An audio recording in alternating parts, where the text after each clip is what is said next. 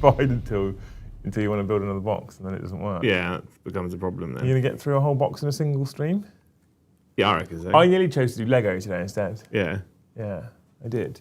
Good afternoon, you wonderful humans. Welcome back to the channel on this fine Thursday afternoon here in the sunny South Coast. Yeah. We're doing some hobbying today because I haven't got any hobby mojo and I haven't done any hobbying at home for a while, so I'm trying to force it a little bit. Yeah. And it was almost compromised immediately because I messaged Joe this morning and said, are you playing Tom this morning or do you fancy hobby stream? He said, yeah, hobby stream sounds good. And then I forgot to bring models, so I've had to go searching out back and I found some death shrouds in one of our drawers. We have some death shroud terminators.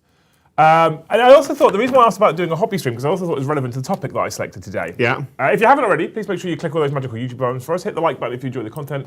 Smash subscribe if you haven't already. You can hit that bell notification icon if you want to be notified every single time we go live or drop a new video. We're going to sit here and build some models. Joe has got some Castellan robots because he's absolutely convinced he can get them to work for Admech. Yeah. I've got some Blight Lord Terminators because someone needs to pick up the Death Guard mantle.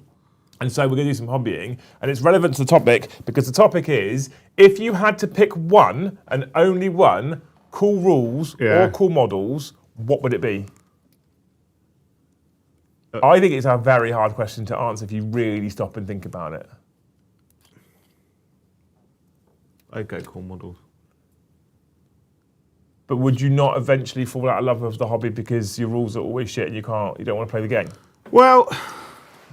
And obviously, chat, I want you guys to answer as well on postcards for us. So my thing is though, right, is when you've got core models, you want to build and paint them and play with them, right? Okay. And if the rules are a bit meh, we had this issue we went for a period of time where we're in Pariah Nexus, aren't we now? Was it Leviathan? Yeah. We got really fucking bored of Leviathan. You were nearly just wanting to give up 40k entirely. Mm-hmm. And that's when your Age of Sigmar hype started. So what we started doing was I just went for a period of time where I was just making fun missions to do. So if you've got imagination, which I've said that a lot of people that play Warhammer don't, for those that do,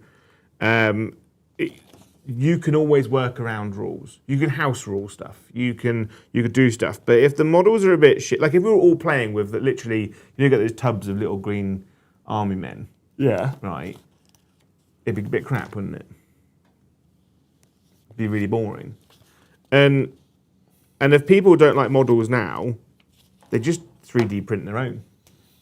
They're like 3D print and go burr. And I don't like those people that they take what Games Workshop's done and make it slightly worse and then 3D print it. Have you built these before?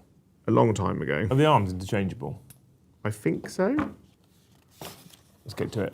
The little tube is stuck inside. That does not bode well for it being all gunked up. Well, you've got plenty of extra spare glue, so you'll be fine. Them.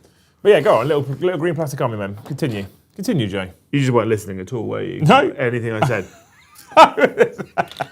So, yes, basically, people find their way around. They find their way around bad models that they don't like by either converting or 3D printing them. But I think Games Workshop sell incredible models.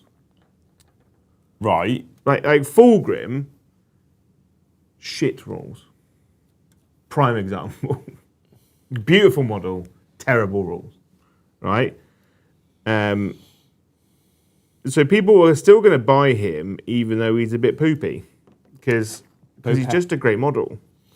But there's also a case of if the model doesn't fit what you need him to do, you just get a forge rod one, convert it and stuff. This is my opinion. I think I find it more difficult to answer. It's not because I'm gamey and I prefer competitive play, because I don't. But I think that for me, the hobby has to be... So there's a number of occasions out there where so far I've seen a unit whose rules I go, oh fuck, that's a bit spicy. And then I go look at the actual model and I go, that's a bit shit. Yeah. I don't want to buy, build, paint, ever be anywhere near that. Yeah. I avoided so many Eldar things for so long because they were all fine cast, and I refused. I refused to have striking scorpions, and I refused to have warp spiders when they were fine cast or plastic because the models were awful. And that's not even the sculpts necessarily. The sculpts weren't great. Yeah. That was mostly the fact that they were a shit material. Equally, equally, if a model's rules are if the model's sculpt is absolutely beautiful, I think more often than not I will want it from a hobbying perspective, but I'll struggle to bring it to the table if they're that bad. I don't know, because I'll just find another use for it. Is there a difference? Okay, is there a difference between cool rules and good rules? Do you think? Yes. Right. So perhaps cool was the wrong word that I used in the video, because you can have cool rules and be a bit shit, can't you? Yeah, Fulgrim. Yeah. Well, yeah, quite. Yeah, he's got a cool poison rule that doesn't really ever pay off at all. Great model, but his rules overall, but he doesn't have good rules. You know. Okay. Like his stat line, if you look at it, and is good. You know, toughness 11, 16 wounds, 2 up, 4 up. Like you're like, it's not a bad stat line. And then you look at his combat profile. His sweep's really good, but his hit, he's just a bit weak. Yeah. You know, but like when you combine all of it, you're like, that's not bad. It's not terrible. It's just okay. You know, and he's got a cool. It's a weird one. It's like orcs used to have it. You know, orcs used to be not a good army to play, but they had insanely good rules, insanely like fun, crazy rules where you want to do something and it might just randomly explode. Yeah, or veer off. Loads of random shit, like your shock attack gun would just teleport your dude across the table. Yeah, which is cool. And that, but they were backed up by really cool models, and that's why people wanted to play them, even though their rules are a bit poo. You know, but I've often said that orc players are a different breed altogether. They're not. Is that because of the cool models, or is that because of the orc? They're narrative? not Homo sapiens. They're not. They are orc mental brain people. Can narrative carry models? Yeah, I continued to play Abaddon. Well, yeah, quite. I think a lot of people like. There's a lot of people that run characters just because they really, really like that character, and if that model doesn't have if that character doesn't have a model, people make their own cool model. I think I should have built the Lego today. Why? Because I fucking can't be bothered. Why? I'm struggling with the hobby at the moment, Jay. Yeah. Yeah. Because you smell. No, I think it's just because real world stresses. Yeah. And then just don't be part of the real world. Problem solved. And then done. Real world stresses then mean like the house nonsense that's going on, which I know you know about. Which means that I'm like, when I sit down to hobby, I'm like, I need to be able to just like clear mind and chill and hobby. Yeah. And I just can't. Just get a new hobby. Like, I don't know, axe throwing. I think the problem is with this hobby is if you're in a bad mood, it's quite unforgiving. You know? Well, it depends on what you're building. Yeah, all right. The problem is, this is not a great conversation to have with someone like me, because I fucking love Warhammer. Yeah, so do I. That's why I love all of it. I just want it in me, on me, around me all the time. 100% models.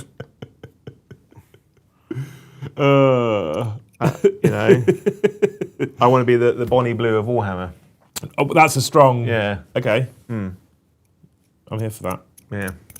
Anyway, I want to know what you guys think, chat, at home, because I'm not sure. I feel like if the models are beautiful, I may want them from a hobby's perspective, but I fall out of love with them quite quickly when the rules are terrible. And it's not that I want everything to be gamey or like, you know, edition breaking. Yeah. It's not like I want a set of rules to be an auto take, but I want the rules to be cool enough to represent the models on the table. Yeah. So I'm kind of torn. Like I don't know whether I want it to go. Right. So here's Death Guard will get it point. So Farmer George says, I'd say Death Guard narrative helps carry the faction.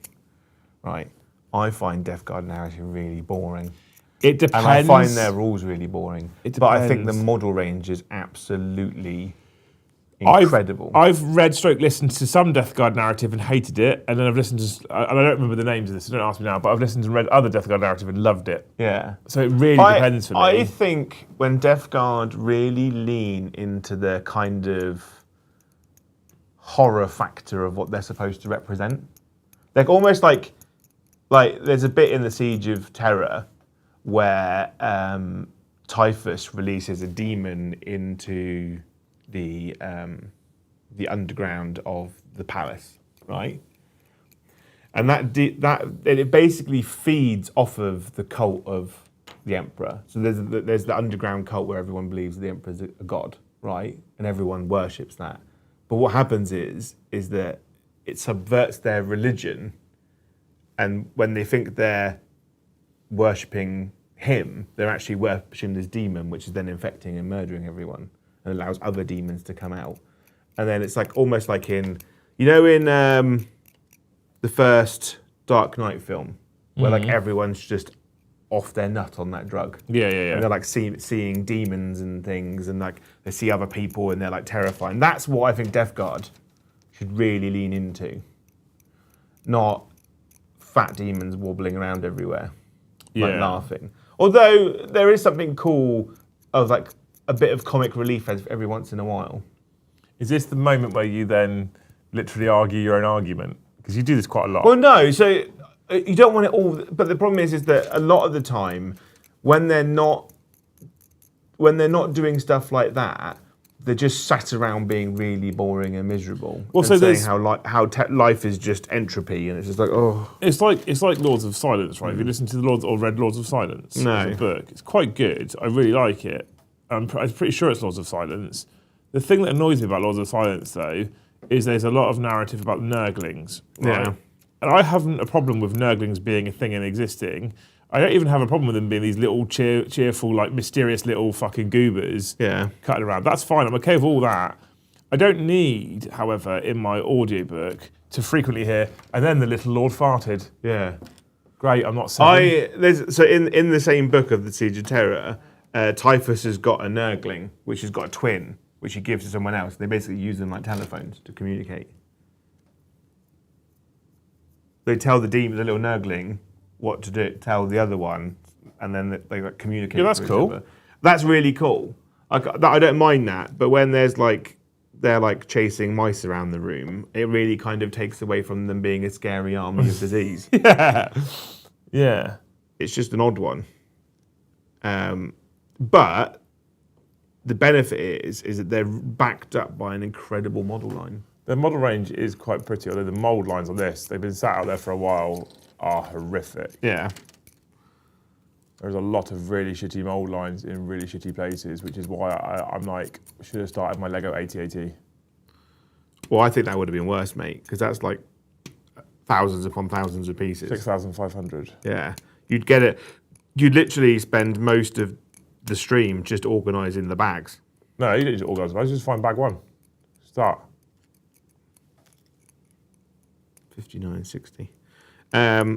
But yeah, I think I'd always want nice models, but that's because that's why I do the job that I do and what I do, because I just really love models. And then Games Workshop releases models, and I'm the kind of person who's like, that's a cool model. How do I make it better? You know, what can I do to add my own little thing to it? Like yeah, you're quite the converter, aren't you? I'm not a fan of it. So, like, for instance, I really want to build and paint a Space Wolf army. I've not got really an interest in playing them. But, like, I saw those kits that got announced. I've got loads and loads of, like, forge-rolled bits for Space Wolves and upgrade packs from different out of the year that I kind of collected and I got off people. And I just want to convert up an insanely cool Space Wolf army that's like they've kind of hit the Viking vibe on some of the kits, but not all the kits. Yeah.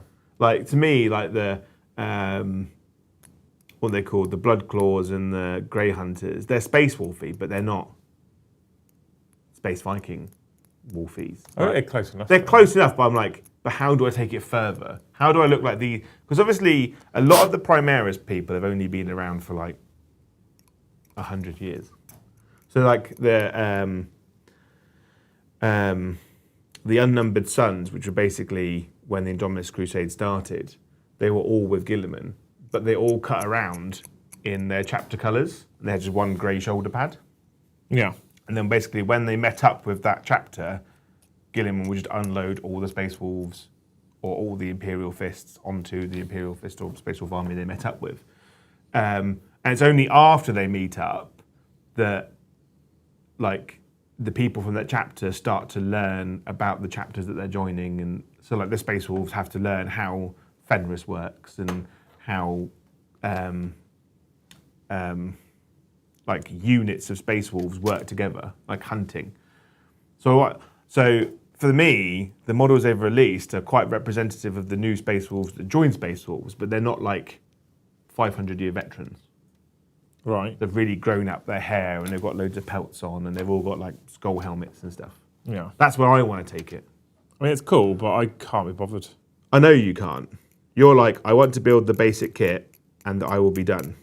I am a never pleased person because I want. Yeah, I noticed. I want the basic kit to be beautiful, and then what I want to do though is I want to be able to build 40 of the basic kit, for example, and not have a single duplicate. Yeah, it's that's never going to happen. Oh, it's an impossible task for Games Workshop. I'm aware of that, right? I don't. Yeah. It's not. I'm not saying it's like they should be doing it. It's like when Games Workshop release a model, right? A brand new model, and so I like to tease Tom.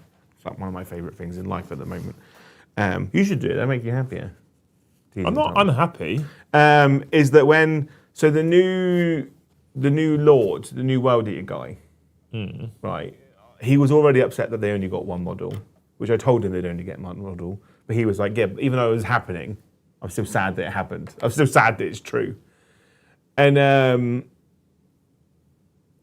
then I basically discovered through Instagram or Facebook that he's basically a reskin of a normal Chaos Possessed model, which that gave me a good 48 hours of taking the piss out of him because it really upset him and I thought it was funny. You're such a good friend. I know. That's how our friend group works. But I'm like, just find a new model to do, you know? Well, honestly, I convert it. There's World Eater models that you could probably use from the Heresy line. Well, considering that the dickheads have fucking stuck it in behind a paywall of a stupid £120 box, I'd suggest you could probably buy a box of £8, a box of Possessed, and just make 3 of your own. Yeah? You know? It's going to be significantly cheaper than that box is, and you get 3 instead of 1. This is literally blocked in a few minutes. I haven't been using it. Yeah, I can't remember what my point was. Basically, I got lost in pissing off Tom. What was the point I was making? Help him out, chat. Yeah, well, I was trying to make a point, and I'm not going to ask Liam what I was trying to talk about because he wasn't listening in the first place. I listened to you taking the piss out of Tom. Yeah. Yeah, I just love models. I just think it's great. Our membership tracker isn't tracking memberships. Isn't it? No, look, it says dash. Oh, no, maybe I need to scroll it down. Hang on. I think maybe you've only got the top of the number. Yeah, because it's going up. Yeah, I can see it's going up. I've just seen that as soon as we just had those gifted come through. Yeah. Send more members to see if it's tracking properly. I think we're on 11 now. Hang on. A lovely Legsy 11. We are on a Legsy 11. There we go. I could do with a couple of just 50 bombs just to relax me, chat. If you feel that up to it. Be good. Be nice. Yeah. Just chill me right out. If we do, will you pay for me to go to the Age of Sigmar Golden ticket event? If I can get a ticket for you, yes. Well, no, I've got the ticket. Ticket's not a problem. So what do you need? To get there. So fuel? Fuel, hotel. You need me to buy you a hotel as well? Yeah, I've helped me convince my partner to let me go because it's literally the month after the Warhammer World one. So if we do 200 members this show alone, yeah, I will pay for your hotel, yeah, pay for your fuel, yeah, and I'll make it an official work trip. Yeah, that sounds good. Yeah, yeah, yeah. And I'll message you and say I need you to do this event for work. Yeah, and you just show her that. I'll just pretend that I'm meeting the team, the Warhammers. But although to be honest, the Age of Sigmar rules people are always at those events. But if you do that, Jack, if you do the 200 members for it, you also have to do the normal membership to Gold tonight as well. Otherwise, you deal off. Yeah. All right. It's got nothing to do with me going, do some more money right now. Yeah. There you go. I will do all those things. Good point. How could you improve... Farmer Jones, how would you improve the T-Sons robot? I wouldn't buy it. And then I would buy the Horus Heresy version. Because Horus Heresy's got some nice Castellax... has got the nice Castellax version. It's literally like... It's the same model, but different and better. It's on it. Oh, little goober. Yeah. The horses are quite cool. Yeah. I feel like Death Guard would suit like the grim dark kind of painting, but you don't want to make them too messy. I don't. It's going. I might work with you with the first one or two to figure out a scheme that I can paint.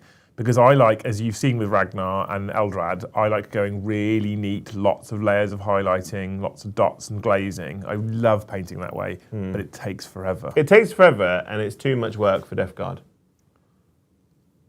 So, interestingly, box art for Death Guard is one of the few box arts I don't like.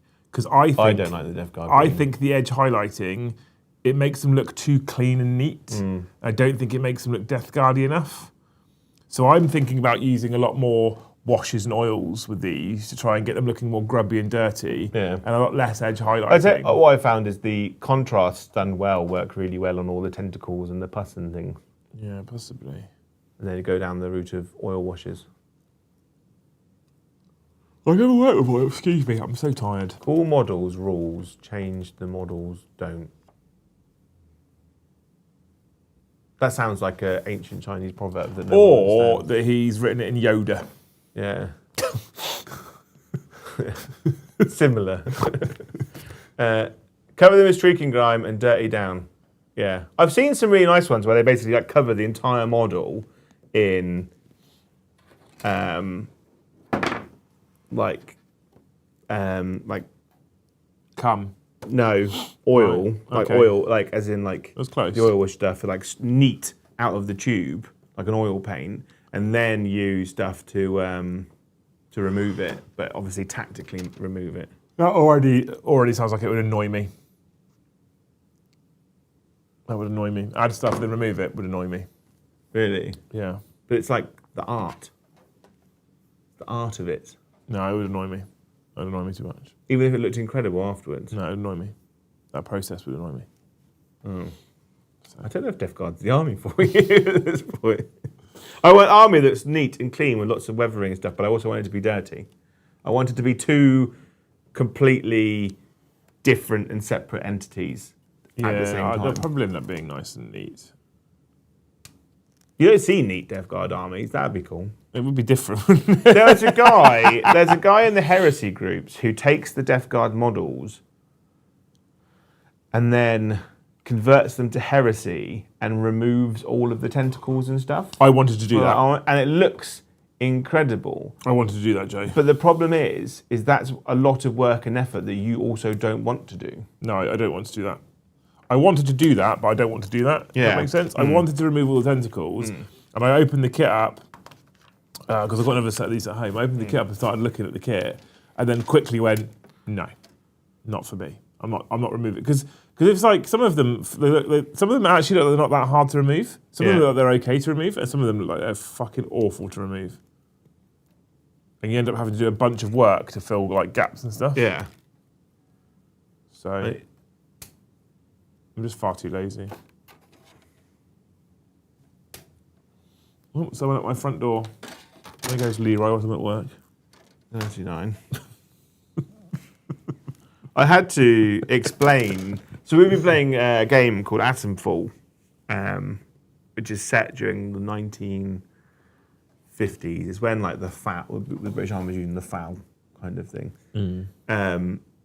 And If I keep yawning at you, by the way, it's not that you're boring. It's just. there's a little Leroy on the wall, and I had to explain to my partner about the Leroy's watching thing.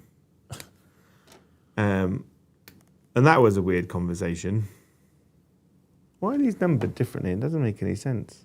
Jack Anvils of Conor, apparently, is the guy you're talking about by the sounds of things. Anvils of Conor, yes. Yeah. Thank you, Thank Mr. you. Garfield from RFW. Thank you. They're your people, aren't they? They are my. They're not my. I don't own them, but That's yeah. what you keep saying. Yeah. We're just in a group chat. He's doing Lamenters at the moment. I don't get pulled into any group chats anymore. Well, no, because you complain. Yeah. The amount of times I message you and it's just left on red. I'm like, there's no point you even being in a group There chat. are a number of people, by the way, Yeah. who get very offended by the fact that they get left on red and get really pissy. And I'm Yeah. like, it's not just you. Yeah, I'm like, don't think that everybody. you're special. Don't think you're... It's not, I'm not trying to be horrible. No, you're just lazy. You could just take just 10 seconds out of your life to respond. But you're like, no, you just big time everyone. I fucking don't big time anyone. Yeah, I'm too busy and important picking my own bum to respond to you. I have hairs that must be plucked, you know? And I cannot respond to your messages. I don't want to do this anymore. I want to do something else. Well, go do something else. I was going to go grab a model from out back. Just leave you solo streaming. Yeah. I've got some terrain out there that you could probably build. That'd be exciting. You could build a robot. I don't want to build a robot. I've built those before. I don't like them. They're not the most... So these are models that are not exciting to build. At all in the slightest. So these are interesting because the Castellan robots, for me, are definitely one of those that, personally speaking, and obviously I'm aware that cool is often subjective. Personally speaking, I think the models are dumb and I don't like them. And when I saw Admech in Heresy with like Thanatars and stuff, I was like, oh, Admech are cool. And then when Castellans came out, I was like, these are shit compared to them. Why did you put some dumbass round can head fucking cartoon? They're almost like something out of Fallout, I guess, sort of as well. Like I just wasn't a fan. They're basically how people in the 1940s thought the future was going to look. Yeah, sort of. But that's kind of like what Admech's become. They're like this weird. They're like a group of people who have, like a bunch of archaeologists who have dug up loads of technology that has no instructions. But then they found a museum from that's all about the 1940s and how the 1940s thought the future was going to be. And they were like, well, how do we make this technology we found look like that? Because that's clearly all fact and not made up stories. Yeah. It's like, I've got Belisarius Calls in the car. I need to build him at some point. Like he's got like a little floppy disk on him. He's a pig to build. Yeah, I built him before and painted him before, yeah. And it was hell. I painted him in sub-assemblies. It wasn't the worst because I sub-assembled him. The building process though, there's so many like little tentacles and stuff. He's a bit of a pain. He's a stunning model though, absolutely stunning model. I prefer the Castellax models, which are horrible to build. Games Workshop took the easiest resin kit ever known to man and made it unfathomably insane to build. As a plastic kit. As a plastic kit. But they look great. But these, I didn't really like them when they first came out, but they have really grown on me. Yeah, I still, and this is the thing. I had some that I got for the channel's original Admech army. I just didn't love them, despite the fact their rules were okay. Yeah. And I was like, I don't know if I can play with these because I'd rather they had cooler rules. Yeah. And this is where I go back to the topic. I get really torn. Cool rules versus cool models. Now the rules you reckon are still quite good, but the rules, the models are pretty dumb. So what they've done is what they seem to be doing. A version of this was really, really good in 8th and 9th edition. We're going to make that version a bit shit and make the alternate build really, really good because we need an excuse for people to keep buying these models. Do you think they have that sort of forethought? Oh, 100%. There's a reason why everyone was running 30 of the Jazz Hand guys. Electro-priests. The Electro-priests. And the stave was terrible. And then now what it is, the Jazz Hand men, very, very bad. Staff men, very, very good. Right? Castellan robots with the gun arms and the gun on the shoulder with Wrath of Mars, mental. Insanely good. And now, very, very bad. But I think the punchy version, which ones I'm going to be building, are banging. But I don't know if I think that's to do with we'll sell more. I think it's to do with these have been too good this way round. We need to balance it out better.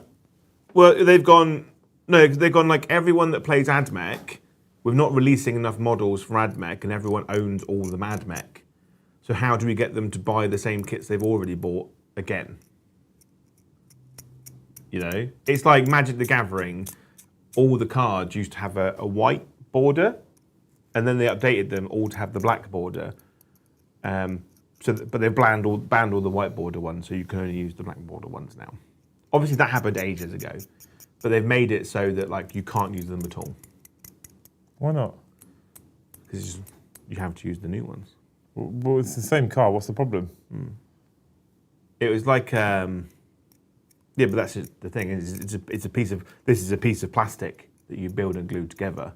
It's like the same as like Magic the Gathering cards are just pieces of cardboard. I don't think it's quite the same though, because if you think about it, right, if it's a case of you've built all your robots with guns on them, and now melee weapons are better, but actually strictly it's a different model.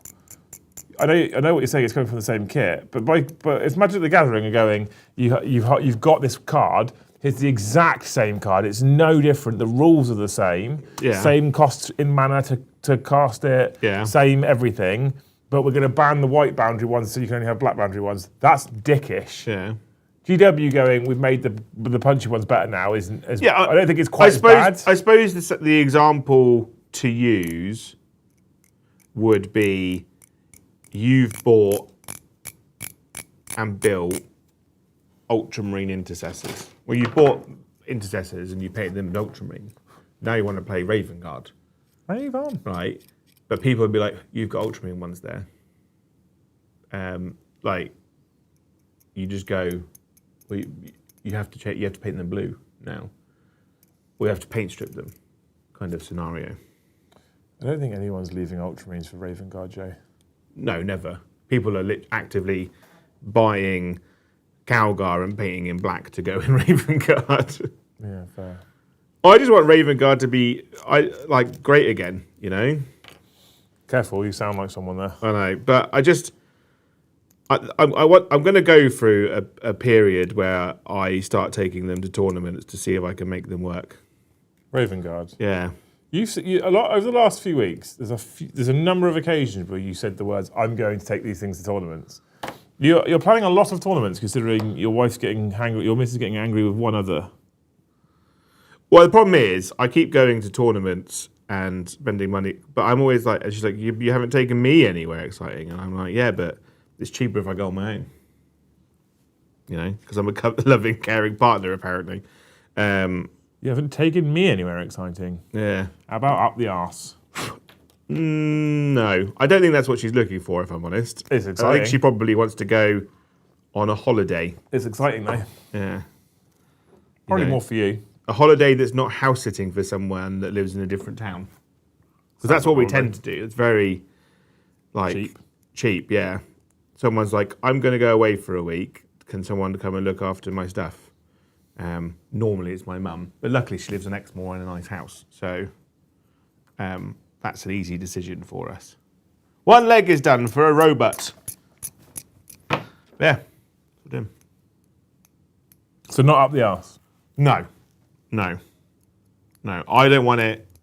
She doesn't want it. No one wants it. I don't know. I feel like you're lying there. No.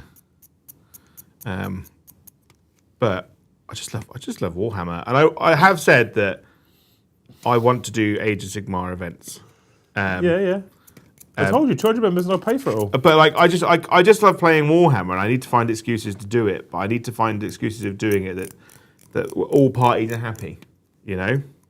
Well, then what we'll do is you can just be a player ref at Hobby House events. Yeah, but then I don't currently work the weekends. I don't want to then going to work every weekend. Well, you don't be working, are you, Joe? You're a player ref. You're still playing like you would be doing anyway. And reffing is not really that hard, as long as we just make sure that we bully all the people who are arseholes so they don't come to our events. I don't think that they'd come. Of the things that you've said, you not name them specifically, but people kind of already know who it is because they've got that reputation, you know.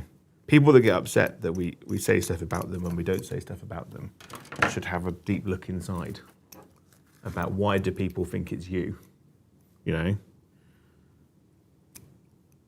Even though it's obvious. Thank you. Yeah. We pride ourselves on being the antagonizers, but not being the antagonizers, you know? You know, it's like it's like being a lawyer, you know, and being like, yeah, but I never said. Oh, I'm very careful. Yeah. Unless I'm in a particularly really bad mood, then sometimes I'm less careful. I have noticed, normally pointed at games workshop, you really toe the line. Yeah, but let's be fair. Yeah. I also try and help them a lot as well. You do. Like, You are very good. There's currently a bunch of World Eaters and Death Guard leaks out there. We're not discussing them for reference because I refuse to. Despite the fact they're leaked and they're therefore in public domain, there is a grey area that says I could talk about what's been leaked. I couldn't confirm or deny anything, but I could talk about what's been leaked. But I refuse to because I think it's shitty and I don't like it. Can I just say? And whenever I get any information given to me about those leaks, the very first thing I do is forward it onto my GW. We fly in the face of snitches get stitches, don't we? Really? Why? Because, you know, snitches get stitches, end up in ditches.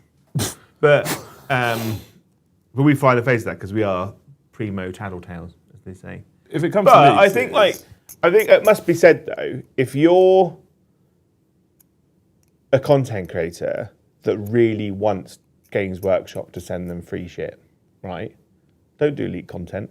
That's a bad I feel that's a really obvious thing to say. Yeah, but I think for those people that want to create a channel with quick growth that then puts them in a position where Games Workshop would consider them, they need to get those numbers quickly. And how do you get numbers quickly? By doing leaked content. Because their content's not strong enough to just carry themselves. It could be argued as well, to be fair. And you do love arguing. That monetization is better if you do leaked content than it isn't. Yeah. Because I say this, I don't know how much revenue we generate from running previews. Yeah.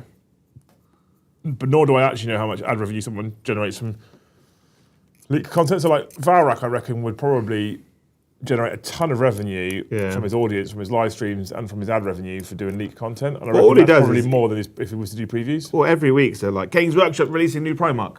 You know, that gets all the Yeah, but what I'm saying is, I reckon he'll make more revenue doing it that way. I'm never going to switch chat, so don't panic. Yeah.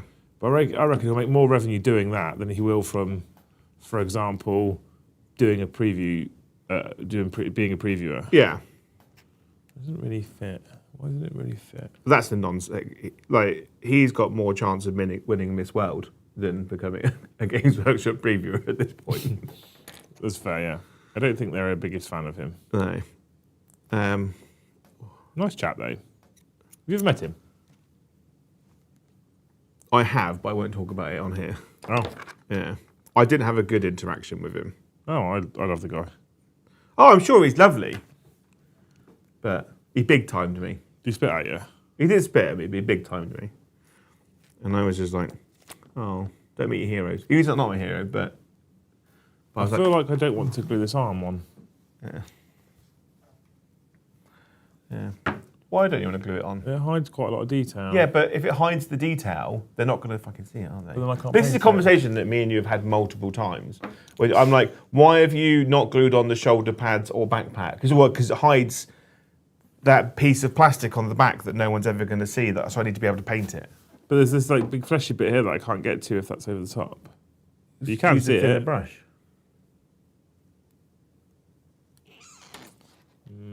Right, the problem is, right, you do this every single time.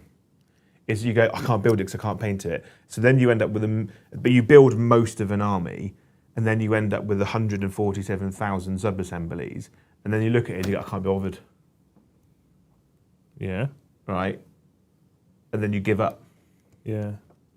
But so... Well, it's not entirely how it finishes. It finishes with me giving it to you. Hmm? Yeah, and then it results in you giving it to me. I finish building it and then paint it. It's kind of like buying an Airfix kit that someone's already half built. And it's like, there you go. Joe, shut up, all right? Or like the toys that come in a Kinder Egg. I don't want to hear it. They're not on a sprue, they're just loose.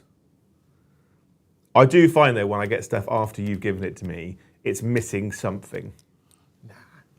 Like when Paddy took all the Sisters of Battle home, no bases, no backpacks. Where did the backpacks go, Liam? They'll be about somewhere. Did you grind them up and snort them? This doesn't actually go together well as a kit. Like this, literally, just, like you try and fit that on the little bit where it's supposed to fit there, in there, and then the handle of the axe is literally impacting on his fucking arse. Yeah. That's a shit fit, then, isn't it? Maybe it's designed that way. Maybe he's not strong enough to carry the axe, so he has to rest it on his cheeks. It's a terrible fit. Have you ever built a Horus Heresy Rhino chassis tank? No. Why? They're bad. You don't want a Rhino chassis. You build the sides, don't you? Yeah. Because you built a Rhino before, haven't you? Yeah. Right, and then you've got the base plate that goes in there, and then you glue both sides together, don't you? Yeah. Right? That base plate on the Heresy one has got 4 thick sections that slot in on the side. They're too thick and slightly off place to actually fit in the holes. So 9 times out of 10, you have to cut them off and shave them down for the tank to actually go together. That sounds awful. Well, I've only ever heard bad things about Heresy kits in general. Well, a lot of the Heresy ones are done, but like the Heresy tanks, the Demos pattern chassis itself is just a pig to put together. The rest of the stuff's fine. So weapons only fit on certain bodies. I know, I've got the instructions right in front of me, Dan. So I know which weapons fit on certain bodies. That's what instructions are for. I'm very glad I'm not playing tonight as well. Why? I'm very grumpy today. You have noticed? I'm going to shave the whole thing off here. Yeah. And that'll give it a bit more freedom as to where I can put this on. What can we do to cheer you up? You could buy me a nice lunch. Leave me alone. You could do some... Buy you a nice lunch? Wait, what? You could take me out, you know? With a rifle? What do you want for lunch? I don't know. I'm happy for a Lidl meat selection, if I'm honest. You know, I've not had meat-based Sweats for at least over a week now. I haven't had it. So because I realised, right, because you always buy some kind of microwave meal for lunch. Not always. A lot of the time. Sometimes it's a cheap steak. Or a cheap steak, like okay, like Tom buys the microwave meals. I say Tom, you buy them for Tom, and I realised that the 4-pack of pork steaks I always get with the pack of rolls is cheaper than a microwave meal. That shows you the quality of Lidl meat, to be honest. I'm just going to quit on this in a minute. Well, what's your problem? This fucking thing is a terrible fit. We haven't got glue on it for a start. I'm aware. That would help. I'm aware. That would help it stick. You always dry fit first before you end up with fucking spaff all over your model and fingerprints where you can't hold it together properly. You're building your models wrong, mate. You've got them all. I'm going to fucking swing for you today, I swear. Yeah. I always have to think every morning when I wake up, I'm like, how do I annoy Liam specifically today? I don't fucking believe it as well. Yeah. What can I do? I kind of don't want to glue it, but the fact that I can't even get it to sit properly as a dry fit means I'm going to probably have to glue it, because otherwise I'll paint it. What is that leg position? Very close together. Otherwise I'll paint it, and then I'll get glue all over it to try and stick it together, and it'll fuck the paint job. Maybe there. Sometimes I do think though. Sometimes when the designers design the models, right, they don't think about how to make the model look cool.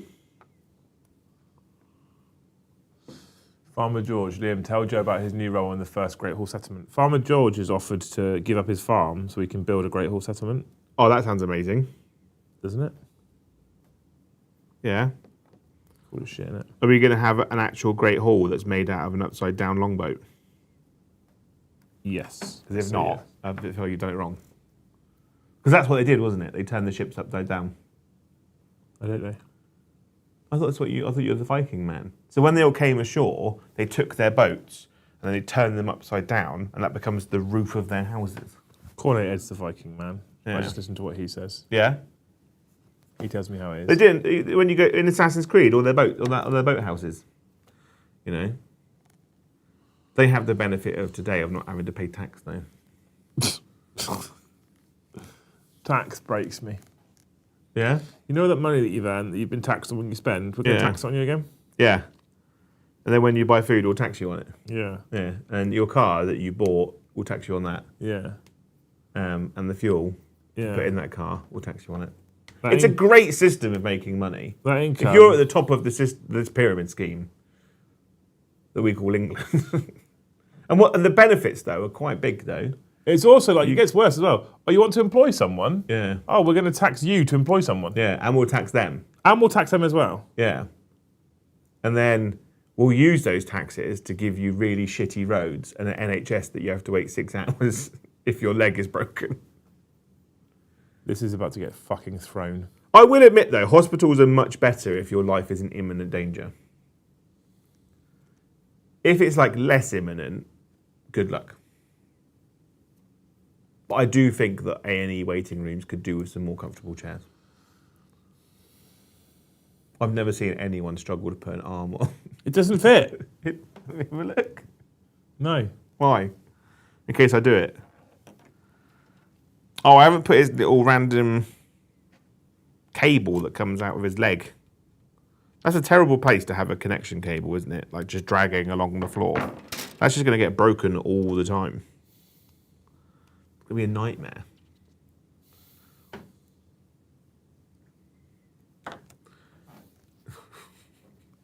Great name. Do you want to do some super chats? Would that cheer you up? No, fuck them. Distract you? I mean, they are giving us money. I wouldn't say that. 31 members as well. You're not going to get your free weekend. I know. Yeah, we can do that. We can go into super chats. We'll do them. Yeah, we'll talk about them. Yeah. Thank you, Brandon Tolbutt. Tolputt. I bet he was the butt of many jokes. For becoming a Jarl, what are you talking about? All of that for that. Yeah. I was waiting for the in detail super chat. No. Never change. Yeah. Thank you, Sir Galahad Grail Hunter. Oh, if you become a Jarl, join the Jarls Only giveaway in Discord. I'm done with that model now. Yeah? That's done to me. That's dead to me. This really is a good start for the Death Guard army, I feel. It really sets the tone of you building a Death Guard army. I've never built Blight Lord before. No? No. Never again. How many have you bought? I've got 15. Yeah? Good. Maybe give him a different arm. No, that's his arm. Look. That's his arm. I've got loads and loads of cataphracti arms at home. We'll just give him cataphracti arms. That's his arm. Just convert him up, make him look cool. No, I don't want cataphracti arms. Thank you, Sir Galahad Grail Hunter. Models done. That was a short stream. See you this evening. I think that was before you even went live. Oh, thank you. I appreciate you a lot. Thank you, Drew Soul, for 1 gifted membership. Liam says thank you too. Every little helps. Thank you, Prillers. Models all day, every day. Rules come and go. Models are potentially forever. Shit rules also might make you play better to overcome the shit roll. Yeah. That's true. I missed that one. Can you read that one again? Sorry. Basically, good models are great. You potentially own them forever, Yeah. right? Rules come and go and change. That's true. know. That's 100%. If we had good rules, changes of editions would be pointless. Would they? Would they? Because arguably, I think the rules set for 7th edition was the best rule set that we've had for 40k. That's why Horus actually uses it still now. I think But best and favourite, I think, is different, but it's definitely one of my favourite. yeah, rules. arguably where 10th edition is now is an incredible rule set. It's just an absolute arse to get your head around it. Yeah, I'd agree with that. Yeah. I think 10th edition is a really good, fun rule set right now, but I think as a new player, it's a fucking nightmare. Yeah, I think 11th edition should just be a comprehensive collection of all the rules as they are now into one place, maybe with a few little tweaks. You know? Try and build a different Terminator. I've got this arm to do now. That's what I always use super glue as well, I think. That might help Do you stick them to bases as well? Yeah. But Unless I'm doing a fancy base. But how do you then like paint up here like this? Well, are you going to see it when it's on the table? Are Oh, you no. going to be able to see his literal Or like arsehole when he... inside his cloak here? Well, you just hold the model to your face and you just paint between his legs. Like I can't, like if this is my paintbrush, Yeah. I won't be able to get this angle to paint down like that if... Well, you if just paint at a different angle. It's- You just hold him upside down. I don't like these words you're speaking. Hold the model upside down and paint it that way. You're trying to encourage me to go against my grain here. Yeah. I know change is scary. I might take this arm back off for painting. No. Yes. This is why you never finish an army. But I like things to be nice. Yeah, but if you never actually get around to painting it... Eldrad is painted. I used him on Tuesday. One model does not an army make.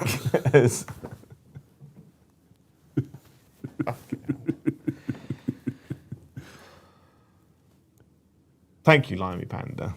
Thank you, Dan. Cool models. I can't make models, but I can use my cool models to play tabletop RPGs or make up my own rules or whatever. That being said, for the premium of this game, I wish we had both.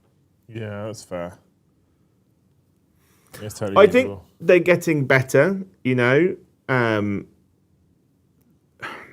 edition was rushed, quite clearly, by a bunch of people. I don't know who they are, you know. I don't want them to be offended, but it was kind of rushed and pushed out by a bunch of people. So it certainly feels rushed, but why would it be rushed? Because at the end of ninth was in a really good place. Do you think? I think the problem is Games Workshop quite clearly has got this 2 editions, change the rules, 2 editions, change the rules kind of scenario going on for whatever reason now. And I hope they've learnt from 10th edition that changing the rules for changing the rules' sake is a bad idea. Agree. Right? And I hope they don't do it again. I don't mind them indexing. You go, there's too many. We're going to kind of tweak the rules a little bit, update them, make them more user friendly, but we're going to index the game again as a hard reset. I don't mind a hard reset on books so much, as long as, because like you do get the bloat, don't you? Like you get too many supplements and too many codexes, you get too many FAQs, because the game just continues to change and balance as it goes. So, like... Well, this is what I mean by I think 10th is terrible for a player to get into now. Yeah. Because it's too much. It's awful. So I think 11th edition, they go, we're going to collate everything that's happened in 10th edition, give it to you in one easy readable bit now. I think that's what they need to do.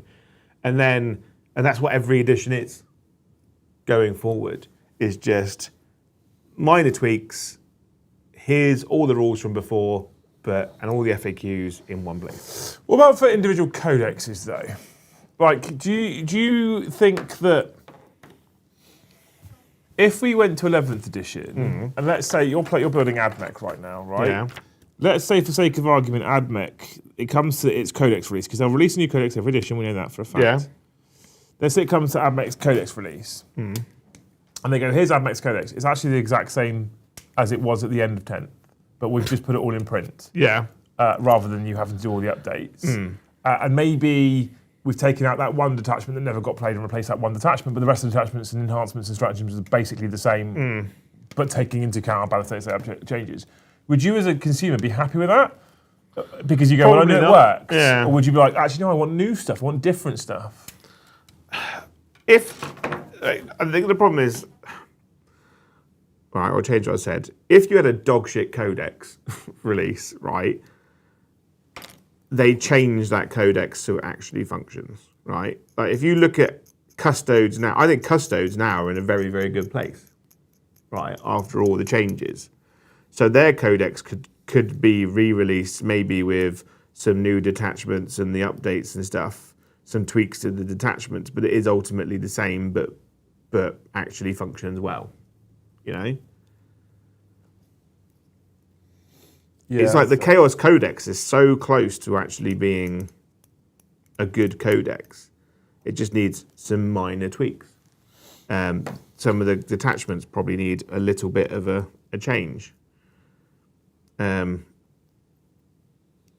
Why is this first model so shit? I don't know if it is the model. Look.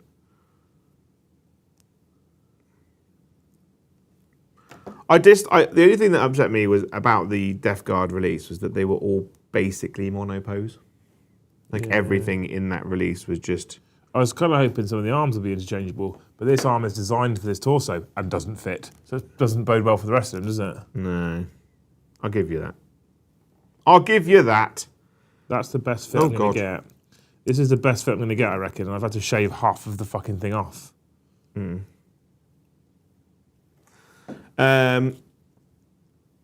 were we? Tank the Unknowing, thank you very much. Cool rules for me, but only if backed up with cool lore. This is because building and painting are my least favourite parts of the hobby. Thankfully, Inner Circle companions are all three. I mean, they are incredible models and they are great. I get that. I like Mr. the Josh, Mr. the War Hipster. He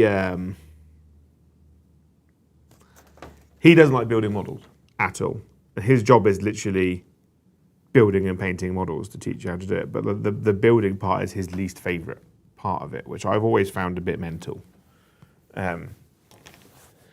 Because I suppose the building part of his job is not the bit that makes him money.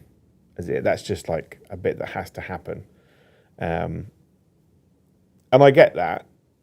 I imagine building models and the painting of the models is probably Liam's least favourite part. I love painting when I'm in the mood. Yeah? Love it. Painting is my favourite thing. Ragnar, that you've seen, Eldrad, the Autarch, adore that process. Love it. Have you finished Ragnar? No. No, I have not. I've not been in. So that's why I added the caveat when I'm in the mood. So when I was in the mood with the Eldar, with the release coming, and I did the Autarch and I did Eldrad, I was enjoying that process so much. Yeah. Really, really enjoying it. If I'm in a shitty mood, which I have been this last week because of what's going on at home, then I really struggle to paint. Because the thing is, what happens is I make a mistake whilst I'm painting. I make a silly mistake because I'm not... And if I make a silly mistake, I'm in a really good mood, positive about painting. I'm like, cool, whatever, lick the brush off, clean it up, tidy it up, go again.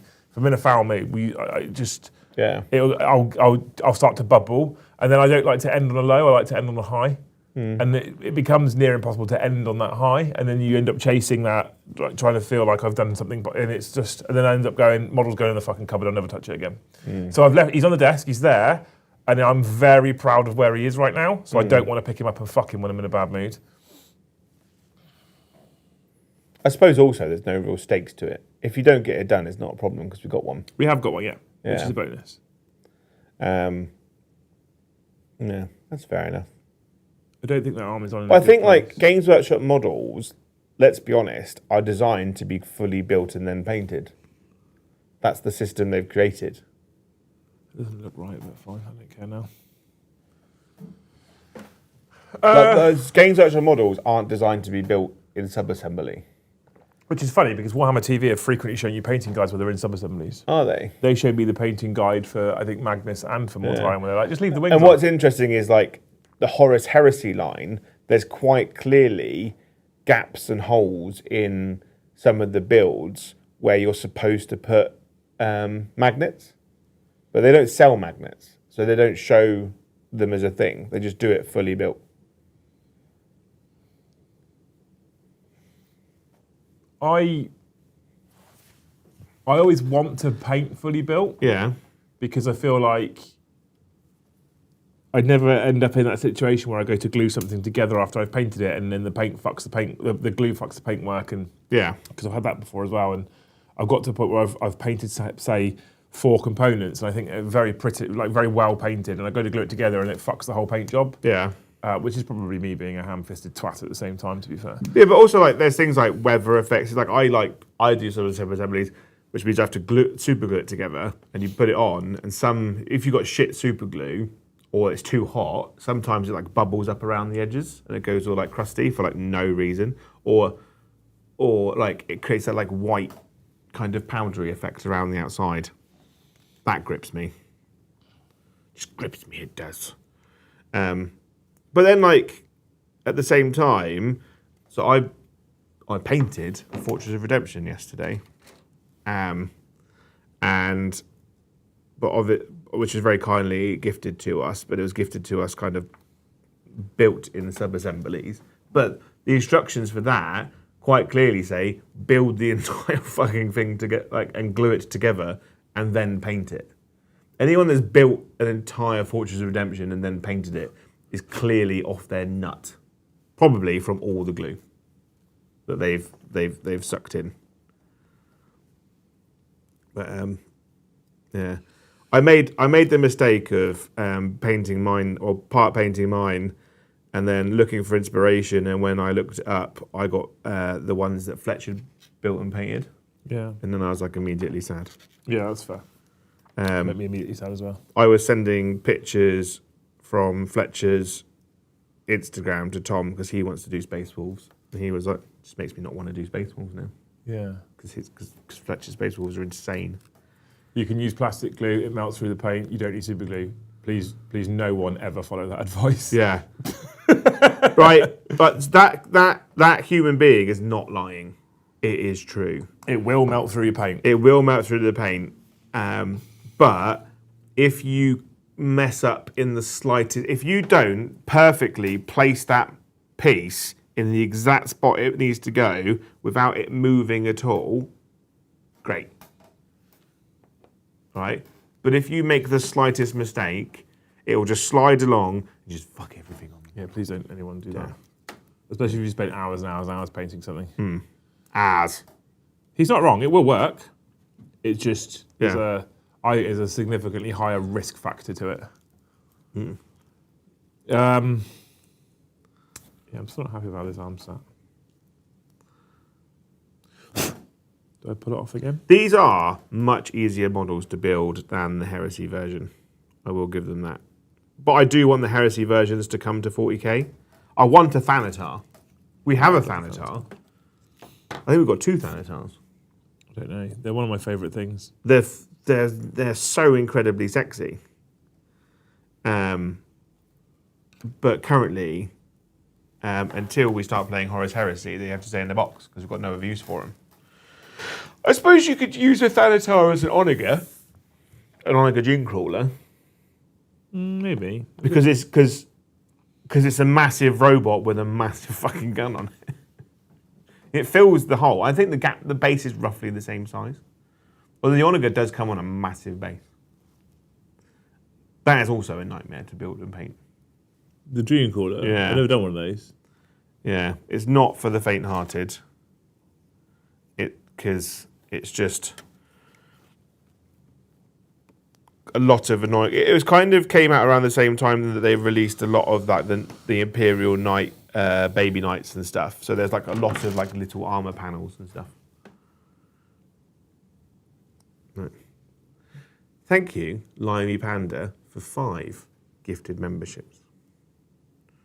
I hope, Limey Panda, that you never lose the building and painting mojo.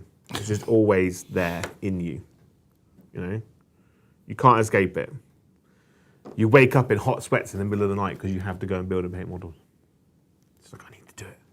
Okay. I hope it doesn't lead to like any kind of financial problems though, or loss of marriage or children.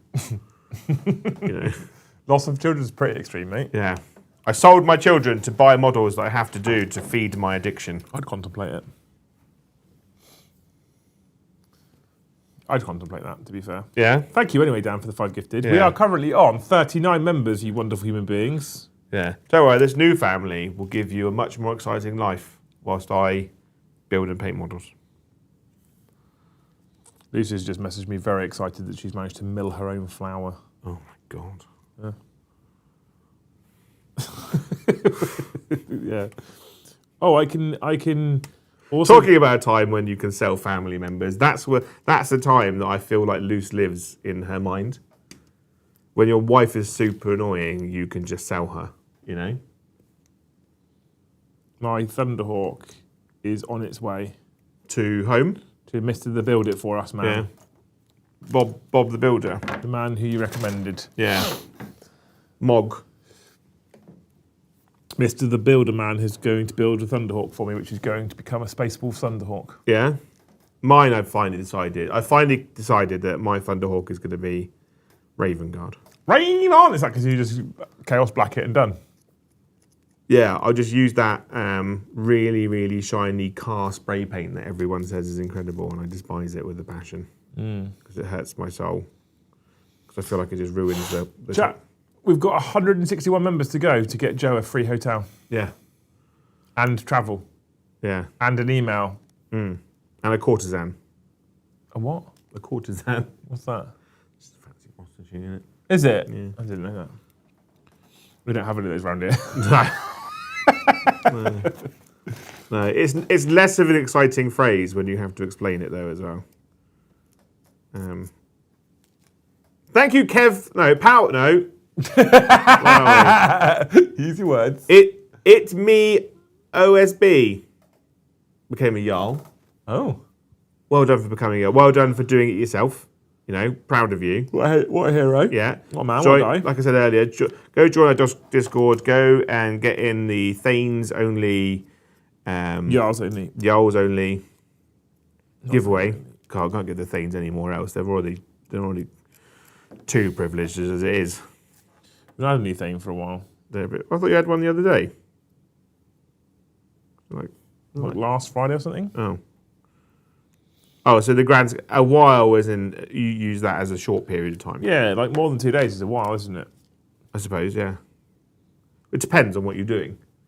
Having a wee. It's scalable. Like if you say I haven't had a wee for a while, like if you said I haven't weed since like Monday, I would be concerned. But if you're like, With you, I'm concerned if you haven't weed for half an hour. yeah. But if you were like, I haven't killed a man for a while, you know, it's different. I would argue that within a month is probably too soon. Depends on what numbers you're going for, I suppose. Thank you, Sir Galahad Grey Hunter. I take Belial as Belial and all the Terminators. So many Terminators. I have to take Common Assault Terminators, no more, no less. Rules and game interaction are a little shit, but it doesn't matter as I know I've already won. And that is important. Like, but the new Belial model is banging. He is an absolute unit. He's just fucking. It's very imposing, massive. He is much cheaper than a standard Captain Terminator armor, though. Sadly, because his rules are poopy. Poopy. Yeah. Yeah, not a standout captain when you think that he is the one that's in charge of all the Deathwing. You'd want him to be a little bit better. Like you'd almost want him to have like someone like Lysander's rules. I glued it on the base, Jay. Yeah, I glued all the arms on and glued it on the base. yeah. If I hate painting it now, it's entirely your fault. Just so you know. Yeah? Yeah. You're just going to blame me. Yeah. Just go with that.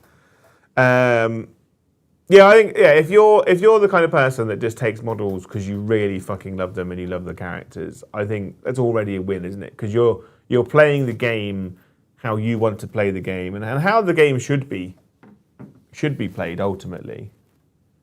Like using units just because they've got good rules is not how we started Warhammer, is it, really? Like when we started Age of Sigmar, I didn't care about the rules. I just went, those are the coolest models. They fit a narrative and the theme that I really like. I want to do them. You know? And that's how we all started Warhammer in the beginning. You know? Yeah. I think most people, if they especially start as a kid, the first thing you do is, that's cool, I want that. You have no idea what it does. No. In fact, when I started playing Warhammer, I had no idea what anything did.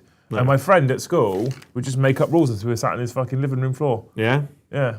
Funny old thing. He always won. But But It's kind of like, you can't shoot me because I've got a force field. yeah, exactly. Like when your kid's playing in the garden. You know, you stabbed me, but my arm is a robot arm, so I'm safe. I'm fine.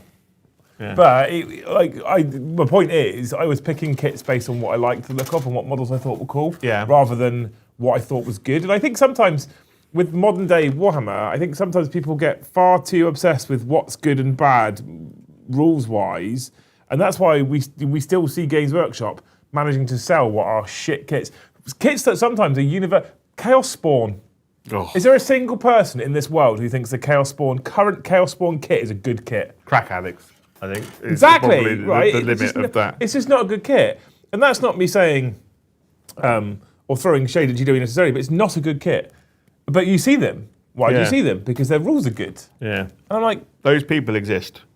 maybe, Nutters. Maybe don't buy them if the rules are fucking the only thing that's keeping them alive. Yeah, like I hate them. I hate the Terramore models. Like arguably, I could probably use Chaosborn in Emperor's Children, but I'm going to probably use Galv Warback models. Well, Tom uses them in World Eaters, and he uses Age of Sigmar models, doesn't he? He uses is it Wrathmongers from the old Cornate dudes from AOS? Yeah, You know. yeah. I could use what are they bloody called? Slangor, which are Slangor, which are an Age of Sigmar model as well. But when the Emperor's Children Codex came out, they all immediately sold out very quickly. So that idea kind of went a bit down the toilet. But there are, like I said, like if the model isn't good, we do find a way of just flat replacing it. Yeah, which would probably indicate that the models are slightly more important. Yeah. Like, So, you know. Should we just chin off the game tonight and I'll start building the AT-AT? And then we'll just build until 11 o'clock at night? No. I mean, you can do it. I'll go home. It'd be terrible for I've got stuff I can do. You've got all these robots you can build and all these Death Guard Terminators to finish. No. I said I don't want anything to do with the Death Guard. I've got buildings to build and paint. You did say that, to be fair. Yeah. Like we do have a Death Guard army that we can use. We don't. Well, okay, I've got a Death Guard army I can borrow. From Big Juicy Ash. Das and Des has offered us his as well. Yeah? Yeah. Did Ginger Steve say he's sending us one? He did, yeah, but he said that to me 4 times so far. Yeah? So I feel like it's probably not happening, Jay. No. I feel, yeah. Which is fine. You know, he's under no obligation, so. He is. He is under an obligation. Yeah. Oh, is he? Yeah. What's the obligation? Yeah. We'll cry. That's what the obligation is. He'll make us sad. All right, okay. Thank you, Power Pilgrim, for 5 gifted memberships. What a dancer. Yeah. I hope that you are always happy and never sad, but not manically happy, like some kind of full lunatic. You're just like a constant level of chill, you know? And when bad things happen, you just, like, yeah. Whatevs. It happens, you know? Shit happens. And you just get on with it, you know? Yeah. Just find a way. Like nature. Yeah. Like dinosaurs. Yeah. Nature finds a way. Dinosaurs find a way. Our Lord and Saviour taught us this. Jeff Goldblum. He did, yeah. Mm-hmm. We're also on 40 gifted memberships team. Yeah. Just so you know. Thank you, Kev Thacker, for 5 gifted memberships. Yeah, follow the example set by these people and give away all of your expendable income. Yeah. Yeah.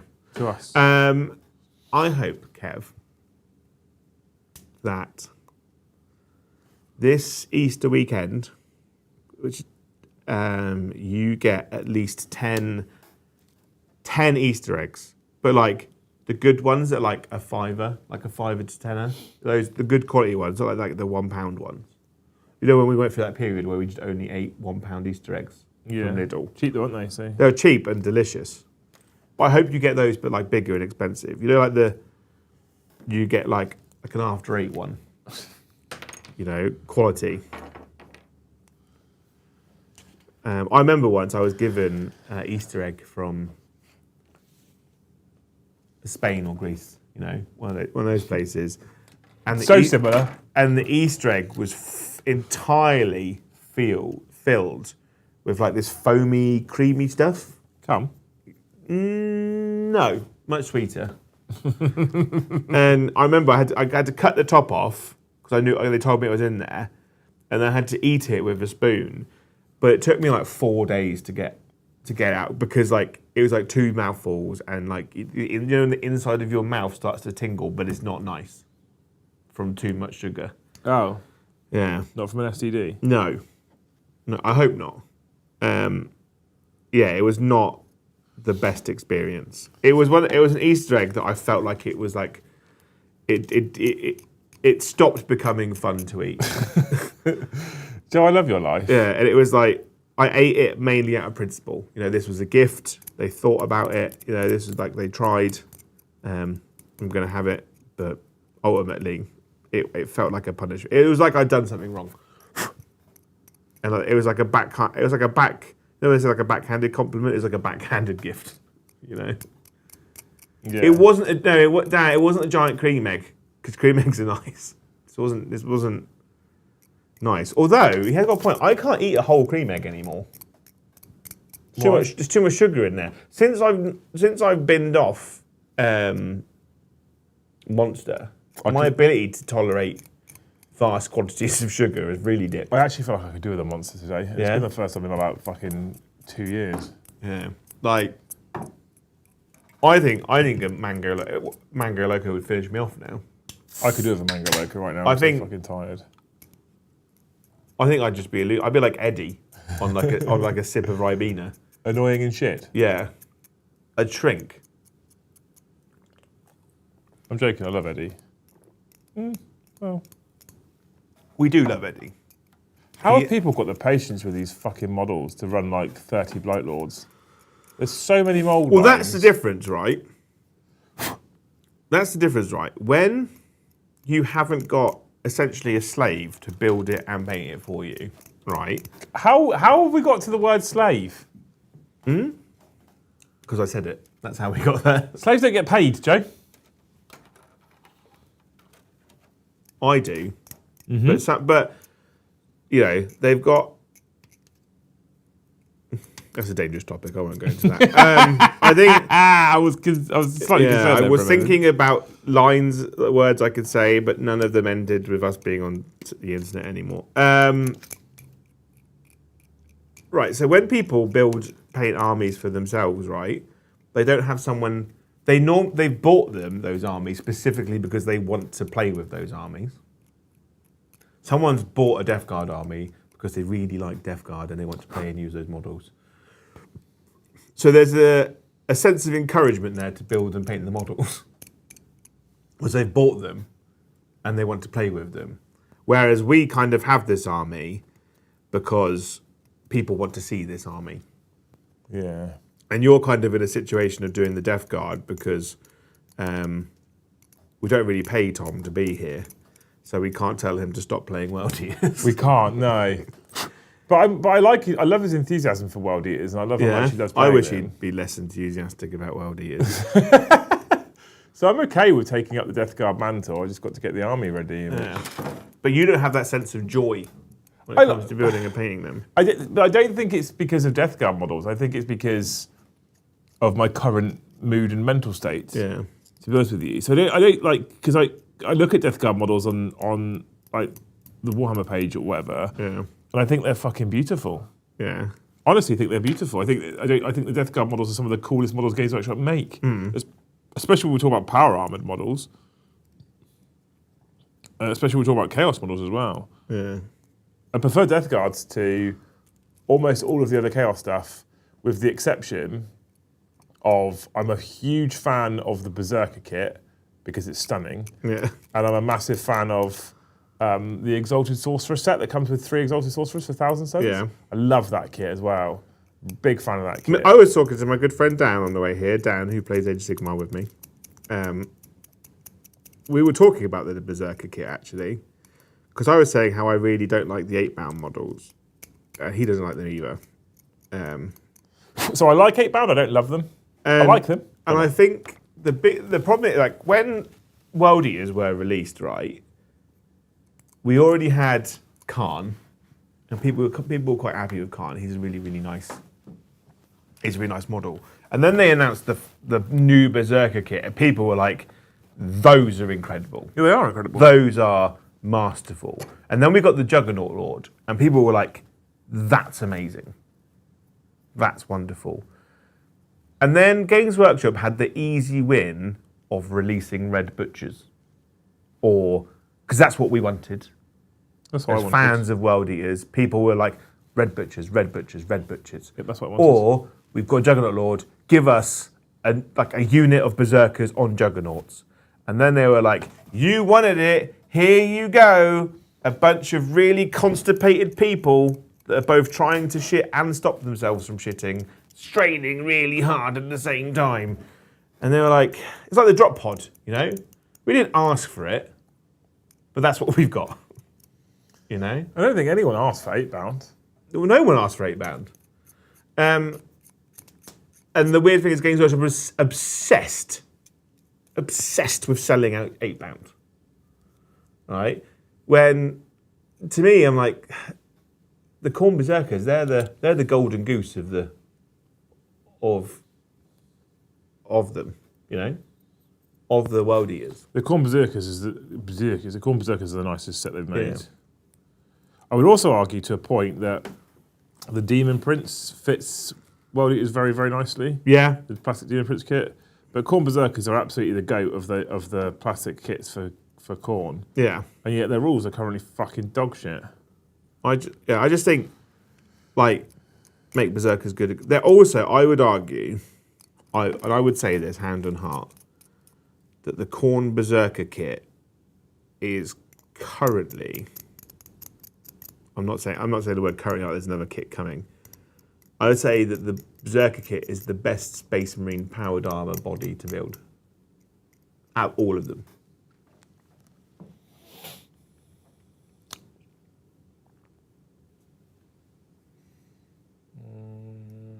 Like they just poop all over into normal Bogo intercessors. The jump pack intercessor is really, really nice, but the downside of it is you have to build the extra component of the too many pieces jump pack. It is too many pieces. Isn't it? I'm glad you said that. I think I'd probably agree with you. Yeah, because like the only real other comparisons of that level was like the new Tormentor kit. Nice models to build, but there's only 5 bodies in that box. Right? Considering you could have 120 of that box set times 12 because you have 60 of each, right? When there's only 5 bodies, it gets a bit boring. Whereas the Khorne Berserker kit there's 10 bodies. And you can only have 60 of those. Yeah, Berserker kit is incredible. Yeah. It is very, very good. And they just kind of knocked it out of the park with that kit. I just think they're the best. I was sat here thinking, could I think of any other kit that I would rather build or that I think is nicer to build that's in Power Armor? And I've built most. I've built Rubrics, I've built Plague Marines in the past, I've built most of the Primaris kits, I haven't built any of the Smash stuff, so I don't have that to comparison because I gave all that to you. I built Templars and fucking Inner Circle Companions and all sorts. I think I'd probably agree with you. I think it is probably the best kit to build. Yeah. It's just so nice, they're so dynamic and there's so few parts. I do think sometimes with a lot of kits that get released is there's too many unnecessary parts. Like when I think like that I'm often thinking that part could be moulded in. Yeah, I do that all the time. You know the Redemptor Dreadnought, the bog standard Redemptor Dreadnought kit has an insane level of pieces to the point where it's not an enjoyable build at all. But the final thing is really, really nice. The final model, like that and the Brutalis, beautiful models once done. But to build, horrible. But what's mental is that they had a push-fit Redemptor Dreadnought, which was a bit static, but you could, with a little bit of work, make it look a bit nice. But that was like 10 pieces. The Ballistas Dreadnought is like 14 pieces. It's a great kit. So Games Workshop knows how to build big models with few pieces. But they're like, no, 1 million pieces. Tiny pieces. Tiny pieces. Yeah. We're going to build a model where you have to glue on his little finger for reasons. You know? Despite the fact he's got a fist. You have to glue the random bit on. Or you have to glue the thumb on. Why? Quite irritable about that sort of stuff, aren't It's just, yeah. Well, as someone who has to build models all the fucking time. What a shit I job you've really got. want to have, because obviously Mr. Lee is building our Necron army at the moment and painting it. And I really want 30 flayed ones. That is not a great kit to build. Like, I found the Cryptek harder to build when they did that release at the time. I found them easier, but they were still a pig. I thought the Cryptek was alright. Yeah. I did the Cryptek. Where were we? I don't know, but we are currently on 80 members, Jay. Farmer George! My 2 pence on Death Guard paint scheme. Green, brass, gunmetal, cloth colour of your choice. Berry and Agrax. Base your choice, done. Death Guard are one of those armies that, like easy to paint, Don't say that to and make me. relatively good. I'm going to challenge myself, I think, to kind of try and speed paint a Death Guard army, Yeah, which I've never really done before. Not like in a week like you were given in your previous job. yeah.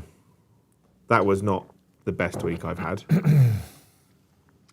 But I'd actually quite like to have an army speed painted. So which is why I was like, in the end of that one, I was like, fuck it, he's getting glued to the base. We'll I see feel what like I got happens. this guy wrong, but I'm kind of there. We're on 80 members. We're 120 away from joining a Looks free like- hotel. It looks like I've somehow built this. I feel like he's supposed to be like that, but that looks wrong. But the way I've done it, it looks like he's running. I'll take it. Happy accident. There we go. You're going to lean into it. Yeah. It does also mean we're 20 away from target. Thank you, you wonderful human beings. Thank you. I love you. You're all great eggs. Yeah, I think you're right there, Farmer George. Like, yeah. It looks weird because his left toe's up. What? Well, I'll put a big rock there. It looks like he's trying to step over. Yeah, that makes more sense. Yeah. If you rock him, if you tactical rock him, it'll look fine. Yeah. Just got to tactical rock him, Joe. Tactical rock him. So I Thank can you, robots. Mr. Sven Holio, for 10 gifted Oh, memberships. Sven, love you. Yeah. I hope that tonight Oh, you get home. and she slips a finger in. Yeah. And like you've got a nice bath run, Oh, right. you know. You get a nice steak dinner in the bath. A steak dinner in the bath. Is that a good hope? Yeah. And then you can just literally spend all night building and painting models whilst being given beer and cups of tea and drinking sweets or playing computer games, whatever you want to do. With nachos. With cheese, melted cheese. That's something I've not had in ages, actually. What, nachos and melted cheese? Yeah, with I like like nachos. with like some like chili con carne on it or something. Big fan of that. Yeah. Big fan of that. Although I don't really like spice, so essentially I like spag bowl on top of it, like spaghetti. The bolognese sauce, not. I don't want nachos and fucking spaghetti because that'd be mental. Don't trust people that have that for a meal.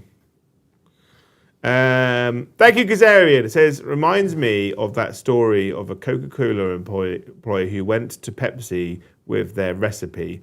First thing Pepsi did was inform Coke. Good. That's good. Well done, Pepsi. Yeah. As you should. You got a little shield on this goober. It was good though. That's nice of them, wasn't it?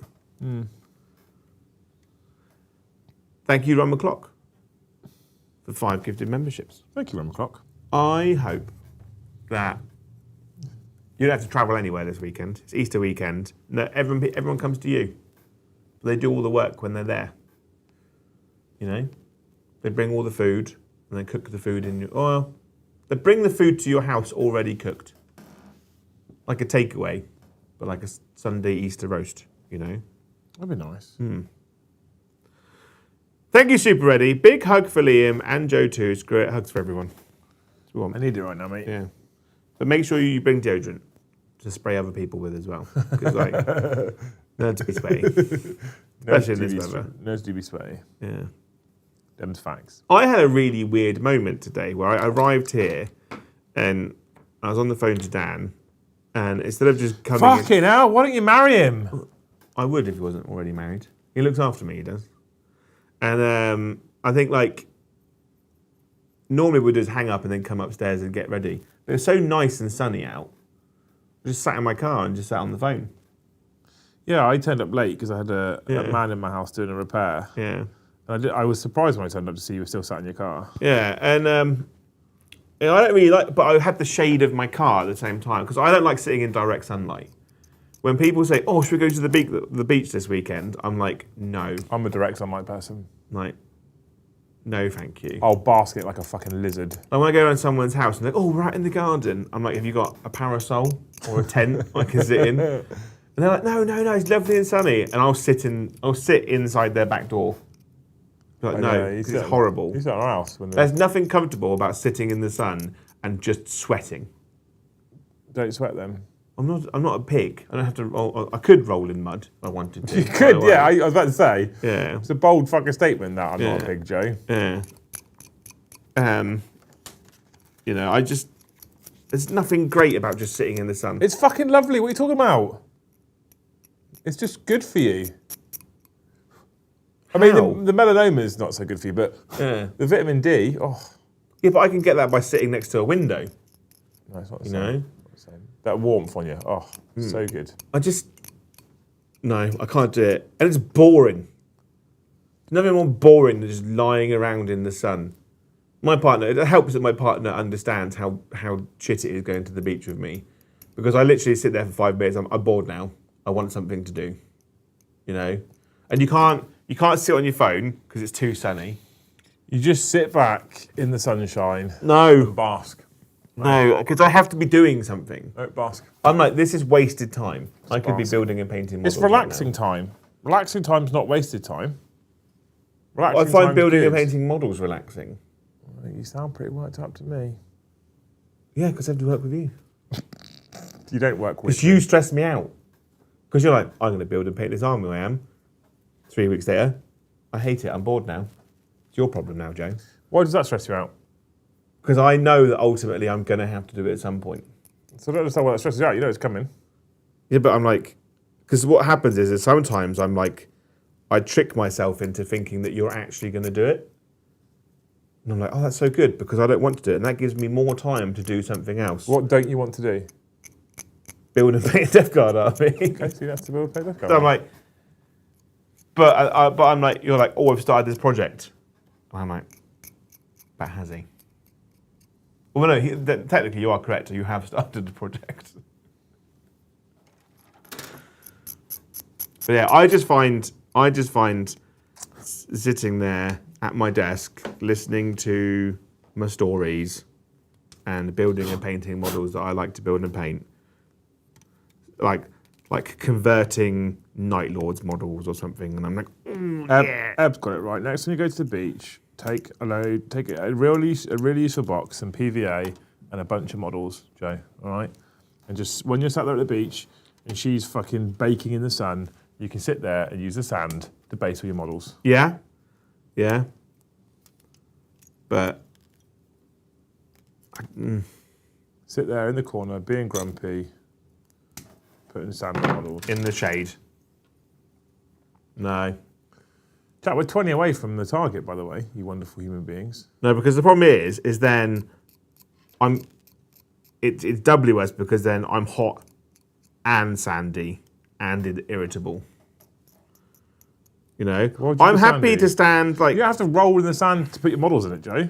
But like say for instance, you went to Bournemouth, right? You go to Bournemouth, and there's a beach at Bournemouth. I'd rather walk around the town, have a look in the shops, you know, maybe sit on the pier and have a drink, you know, and then look at the sea, and then leave, and go home, where I could be at home in the shade.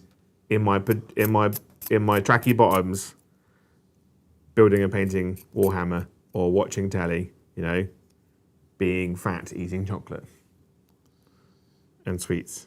I do start to learn why our audience relates to you so much. Yeah, and like, I would much rather go and spend time in the woods and the countryside than go to the beach. Yeah, but you're bound from hiding in them woods, isn't you? Well, the joy is when you're hiding and they haven't caught you. That's the best bit. You know, I'd rather go and walk the dog in the woods than go to the beach. But she'd rather go to the beach. I think she'd probably rather go to the beach because it's just like every woman, they're just like, I'm going to lie here and turn into a lobster. You know? I like lobster. Also, like, when you go to the beach, like, I hate the concept of, like, basically going, I'm taking all my expensive worldly possessions that I basically use every day, my wallet, my keys, my phone, I had to carry around on me, and I'm just going to leave them in my trousers whilst I go into the sea and just hope that nobody steals them. Which is a strong hope in this That's country. insane behaviour, right? We live in a world where, like, people literally steal phones out of people's hands. Oh, and you're like, I'm going to leave them in the pile in the sand and go and look in the other direction and be underwater. I can, yeah. Bonkers behaviour. It is mental. It's almost as mental as an experience that I had earlier in the week. Yeah? Mm-hmm. What Did did you you... hear about this little story? I'll go on then. Because normally it's your stories. Today this could be my story. Yeah. Right? We went for a house viewing on Monday Yeah. to a house just up the road from here in a place called Chalmers-Ford. Right? Yeah. Nice part of the world. I went and did this house viewing, and Luce has we have, I should say, not necessarily Luce has, we have had experiences in the past where the area looks lovely, the house looks lovely, the neighbours not so much. Yeah. So Luce is particularly keen to do full research when we're thinking about moving anywhere. Yeah. So once we'd been shown around the estate agents, it's like, cool, here's the form to fill in if you want to, you know, put an application in, etc., and put an offer in, blah, blah, blah. And off he went. He's like, and Lucy's like, we're just going to hang around for a bit. We're going to walk up to the park, see what the park's like, amongst other things. Walked up to the park, which was just down the road. The boys had a bit of a run around, burnt off some steam because they'd been good as gold whilst the estate agent was showing us around. Cool. And then she just goes, I get the kids in the car to leave. She's like, hang on, I'm not done yet. So she knocks on the neighbours. She knocked on the first neighbour on the left-hand side. Hey, we have just viewed this house as a potential. Just wanted to know, like, what the area's like, what the neighbours are like, blah, blah, blah, blah. Obviously, you're one of the neighbours. So, and she was like, and this would like lived there for like 4 years and blah, blah, blah. Yeah. Cool, fine, happy days. And she was quite nice, quite pleasant. She was, when are you moving in? I was like, we haven't even put an offer in yet. So, you know, it might not have happened. Yeah, but surely you will, right? Probably considering the state of the house, no. But, you know, anyway. Yeah. Being nice and polite. And then went to the second neighbour, right?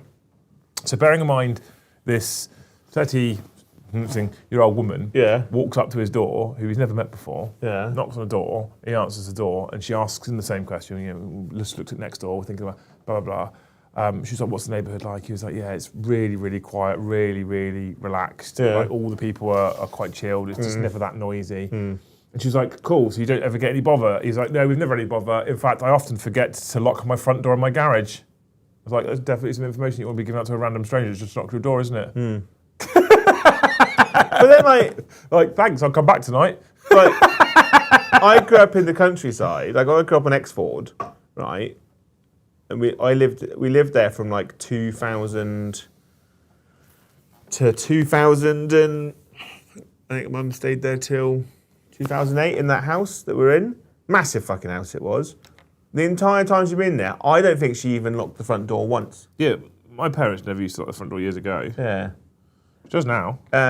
But in a built-up town city, when all three of us are at home in our house, we had locked, the front door is always locked, right? But then all the time, like, because our dog's really well behaved, but she will bark when someone knocks on the door, which obviously can be quite annoying sometimes. But so many people try our front door. I'll be sat there and I can hear someone like rattling the front door handle. Sorry. And I send her off, and then the dog barks. So I'm like, I'm quite glad that she barks sometimes because if my partner forgets to lock the front door and someone just lets themselves into my house, it's quite bad, isn't it? Yeah, and your insurance company won't pay out then either. Yeah. Mental. Yeah, I just thought it was a bit mad that this guy was like, yeah, I don't even lock my fucking door sometimes. I was like, you just told this to a strange person. Yeah. It's mental. Lisa says, I hide my wallet in my shoe. That'll when I go to sea, that'll fool them. It's like every other person is like that, you know? Also, Bournemouth Beach, a lot of people walking around the beach fully dressed with hoodies on in the middle of the sun. Like in the middle of summer, right? In groups, like walking around the beach. Like, they're not there to have a good time, are they? No. They're there to steal shit. Yeah. Yeah. There's only reason why you wear a hoodie and a hat, you know, on the beach. Facts. It's kind of like in it's kind of like Hot Fuzz. Oh, why is he wearing such a big? Why has he got his hood up and a hat? Because he's fuck ugly. You know? Yeah. Is Bournemouth though? So probably that could be doubly true. Am I calling Lou strange? No, but she's strange to him, right? If a random person walked up to my house and said, "What's the neighbourhood like?" Whether it's true or not, I wouldn't say. I often leave my front door and garage unlocked. Yeah. It's just a weird piece of information to give away for a person you've never met before until this very moment, who's thinking about moving into the area. I said to Lisa, "What's your follow-up questions? You got anything valuable in that garage?" Yeah. Good. Big fan of like gold bullion. Lucy's strange though. I mean, In like a quirky way. the thing is, chat will grass on me tomorrow, so on the Friday night show, so I'm not going to say them. Yeah. Yeah. Not like strange, like I'm surprised you leave her at home with 2 children, but like Careful now, Joe. like strange, like it's Mother's Day. I'm going to go and choose to look at an old house. You know. What's that Well, strange? that's just normal mum behaviour. I was about to say, isn't it? that doesn't seem all that strange. I always go back to the barometer phase. That always got me. What phase? She still comes and looks at the barometer now. It's behind me on the wall to the left-hand side. And the amount of times I've bought new picture hooks because I want to hang it near her. Yeah. Because she'll come up and she'll just walk up to the barometer, she'll tap, tap.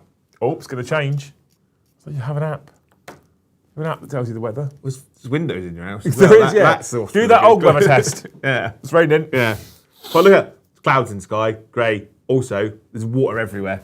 Definitely raining. I can't remember what it was. It might have been, was it Dave? It might have been Dave's B in chat. He was talking about the old weather rock. Oh, yeah.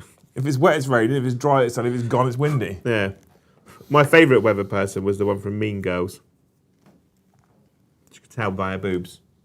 Her boobs told her the weather. Oh. Yeah. Liggs, thank you for the one gifted. 19 to go. Thank you. Next one.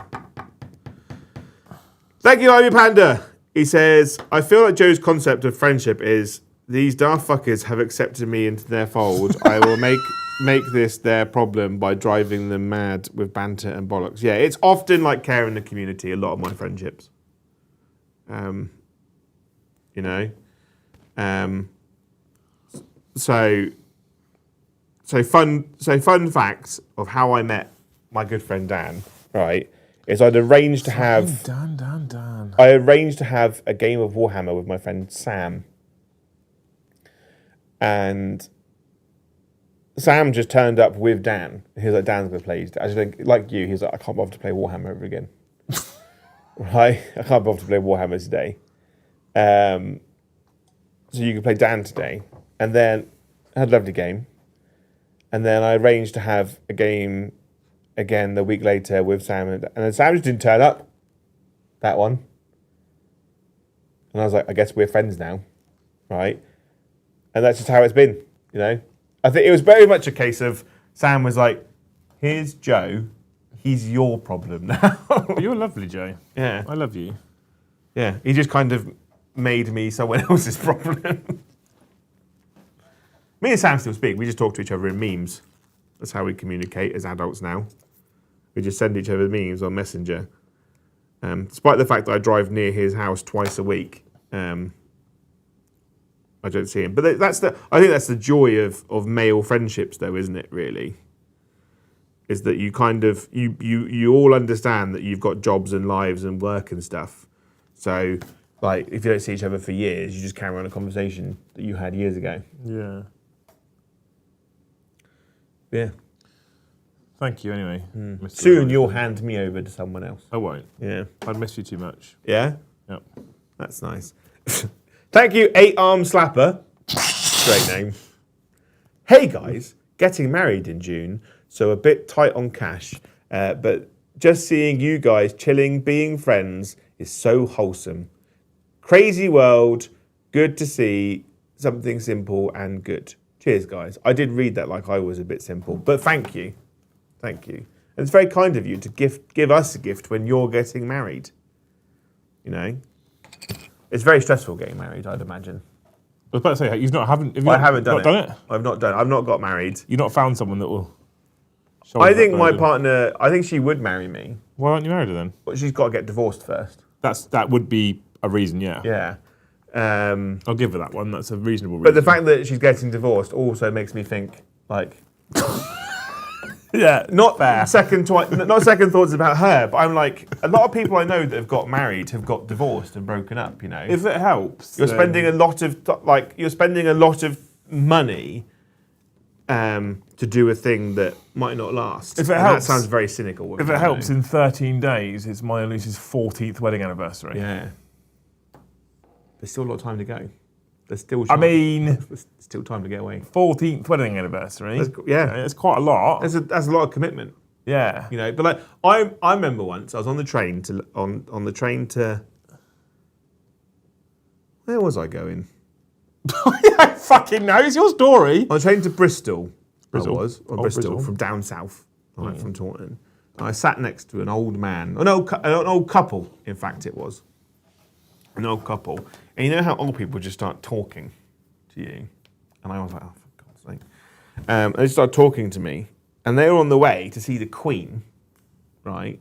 Because they were having their something like 60th wedding anniversary. Because apparently you get to see the Queen if you've lasted that long. Because it's quite an achievement. Well done. You haven't killed each other. Congratulations.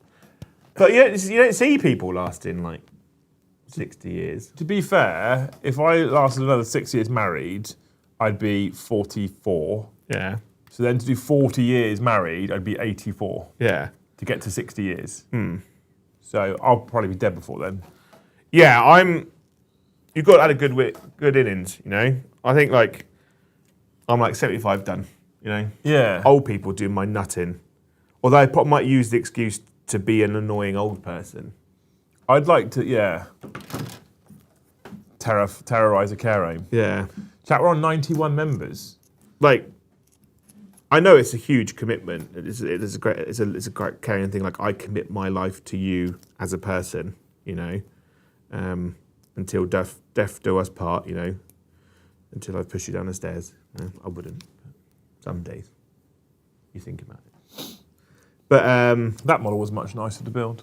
Yeah. Not by a lot, but I think I like this is a bit of a tangent now, actually. You know, just spend the money on something else. I like Mr. Flyman. He's cool. With the horn helmet. Yeah. I feel like.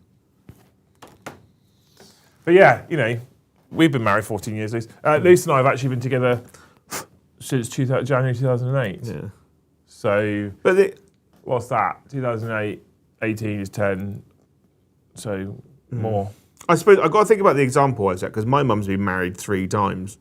3 more years. We've been together 17 years, Luce. Jesus. Yeah. Quite a lot, isn't it? In the last, I don't know how many relationships I've had in the last 17 years. I think there's got to be a point where I have to say I'm the problem. You know, I'm the problem. It's me. You own that shit. Yeah, but yeah. My mum's been married 3 times and 2 of them died. So, Will's a grey name. Why is Will a grey name? she's like, As YouTube broke again. she's just like a modern Henry VIII. My mother. Been beheading people, is she? Well, potentially. I don't know. You know. If she has, she's not been caught. Yeah. Fair enough. Thank you, Scam Pie Sauce or Scampy Sauce. Maybe because Easy fucking prom. because I spend a lot of time on the internet. Part of me was like, I saw it. And I thought it was like senpai sauce, you know, one of the uwu people. Uwu. for becoming a Jarl. They want to join the Jarl's Only giveaway. That must be... When does that get selected? Whenever Gaz does it. It gets selected on the last day of the month. Yeah. Normally runs for about a week beforehand. And the last day of the month, this month, is in fact Wednesday, which is our wedding anniversary. So... Yeah. Davey says if he'd lived to 70, he'd be married to 45 years. If I live to 70, I'd have also been married some number of years. That's mad, isn't it? As a fact. But like, I think it's important to find someone that you don't want to kill. 46. If I get to 70, I've been married 46 years. Ha. Beat you by one. But I think it's harder to be married nowadays. What? No, it's not harder to be married. Why is it harder to be married? For some, okay, I think it's a lot to do with the people. It's very easy to be married now. Yeah. It's so easy to get divorced. That's why people just get married all the time. Yeah. Because like they're like, but I think that's also a lot to do with like people's mental capacity. People are isn't mental. It? They're like, oh, this person dips their McDonald's chips in their milkshake. They're a lunatic. I'll break up with them and find them. But that's the kind of Lucy does that. She dips her McDonald's chips in chocolate milkshake. Yeah. And that's why we'd never work. You know, like, sorry. You know, You're a nutter. You're a nutter. Yeah. You know, I can look past not using Windows to see what the weather's like. You know. Yeah. You know, I'm sweating, so it must be hot. I did check the barometer. You know. But there's people out there that they're like, oh, that on dating apps, like, if you don't have an iPhone, if you don't have the little, like a blue tick or whatever it is in the messages, you don't have a green bubble or something. If you don't have that, don't message me. I'm like, that's mental. The world of social media has allowed certain individuals to set unrealistic expectations. Yeah. On what isn't a thing. Yeah. There's women on dating sites that like must be 6'2" and make at least 6 figures. Meanwhile, she's like Pepper's been put in a dress. Well, hang on a minute, love. You look like sentient custard. Yeah. You look like someone's put a fucking frock on. Ditto. Yeah. But it's That's why I think if my missus broke up with me, I'd just kill myself. You know, or just be single forever. Fuck Joe. It's just too much hard work to find a new relationship. You know. No, it's not. No, you can buy fucking virtual ones nowadays. Yeah. Much easier. Yeah. Just get a really hard wearing pillow. You know. I think. Yeah. Or just be single forever. Just get a nice big 2-bedroom house. One's your office and your gaming room. Just a big bedroom. I think I'd struggle to function on my own nowadays. Yeah? Yeah. Yeah, I'm a kept man, mate. Yeah. Like, it's quite... Because I do a lot of the cooking at home. And there's days where I cannot be bothered to cook. And I'm like, can you do it today, please? You do it. And that's cheaper than buying a takeaway. You know? Because I think if I was in that position, I'd be like... I can't. If you're single and you can't bother to cook, then you have to do a takeaway. That's a lot more expensive. Luce fucking cooks every day. Also, I got a message when I arrived here where she was like, "Don't worry, I'll feed the animals, because the dog and the cat." Because what had happened, right, is I got the cat food and the dog food out, put it on the side, went for a wee, and then left the house. So it's a sealed food dog. So she's basically the reason that I'm still alive. Because there's times when I just forget to do stuff. Like breathe. Yeah. So I'll start making a cup of tea for me and her. Right. I'll boil the kettle, put the tea bag and the sugar in the thing, and I'll put the milk out on the side ready. And I just wander off. And she'll come downstairs and she's like, "You're going to make me a cup of tea an hour ago." I've done that though. Loads. And I'm like, "What? Did I?" And she's like, "Yeah." It's just when the hyperfocus kicks in, that sort of shit happens to me all the time. Because I'll be like, "Oh, I've got time for the kettle to boil. I'll just go and do an edge highlight, or I'll put a wash on something. Don't fucking lie. Or I'll glue sand to a base." You don't edge highlight. And then that just leads to me not doing anything. Or the amount of times when I'll be like, "Yeah, I'll cook dinner at 5 or 5:30," And then it gets to 7 o'clock and they're like, have you started dinner? I'm really hungry. And I'm like, oh. Stood at the door to your office with bowls. Yeah. And Please, sir. yeah. But what the best thing to happen to me though was that Tamsin had started doing paint by numbers. It's like a little hobby. Again, like pictures of the pets and then like doing paint by numbers for them. And she was like, oh, I understand now why you forget to eat or drink or make dinner or look after yourself or the animals. Because she'll be like there, painting, get really absorbed into it. It's the best thing that's ever happened to me. Yeah. Because now she has an understanding of why I get just confused. I'm a little bit sad that I'm not. She doesn't have understanding of the fact that I literally go full spaz and just kind of walk away and just like, oh, just leave the house. The way Joe's just left the house. I didn't like it yesterday, but though, like, hyperfocus can be a fucking weapon if you can use it. Hyperfocus is how I get things like Eldrad done, right? Because it's I want to get this done. This is the thing I'm obsessing over. Yeah. So that's fine. It works fine in those circumstances, but otherwise, and that's a great power for people that have got a form of like ADHD. Yeah. But otherwise, if you can't use the hyperfocus, it becomes a real nightmare. So yesterday was one of those nightmares. Yeah. I started, like, Luce went out, and I must have started 5 tasks. Yeah. 5 of them. Because I start one task, and I'll pick something up, and I'll take it to a different room, and I'll be like, oh yeah, I need to do that. And I'll start doing that one, and then I'll get distracted by something else. And before you know it, I was like 5 tasks started, none finished. Luce is due home in half an hour. So I was like, I need to start finishing some tasks, or she's going to walk in and be like, what the fuck is going on in this house? Yeah. So I am good at getting tasks done when I remember to do them. I'm very good at getting tasks done, especially if I want to do them. Yeah. I'm shit at them if I don't want to do them. Yeah. I've learned the mentality, if I don't do them, it won't get done. I think that's what you need to learn. No, I like to just ignore the problem. No, I think that's the benefit of being a vagabond for years, a homeless bum.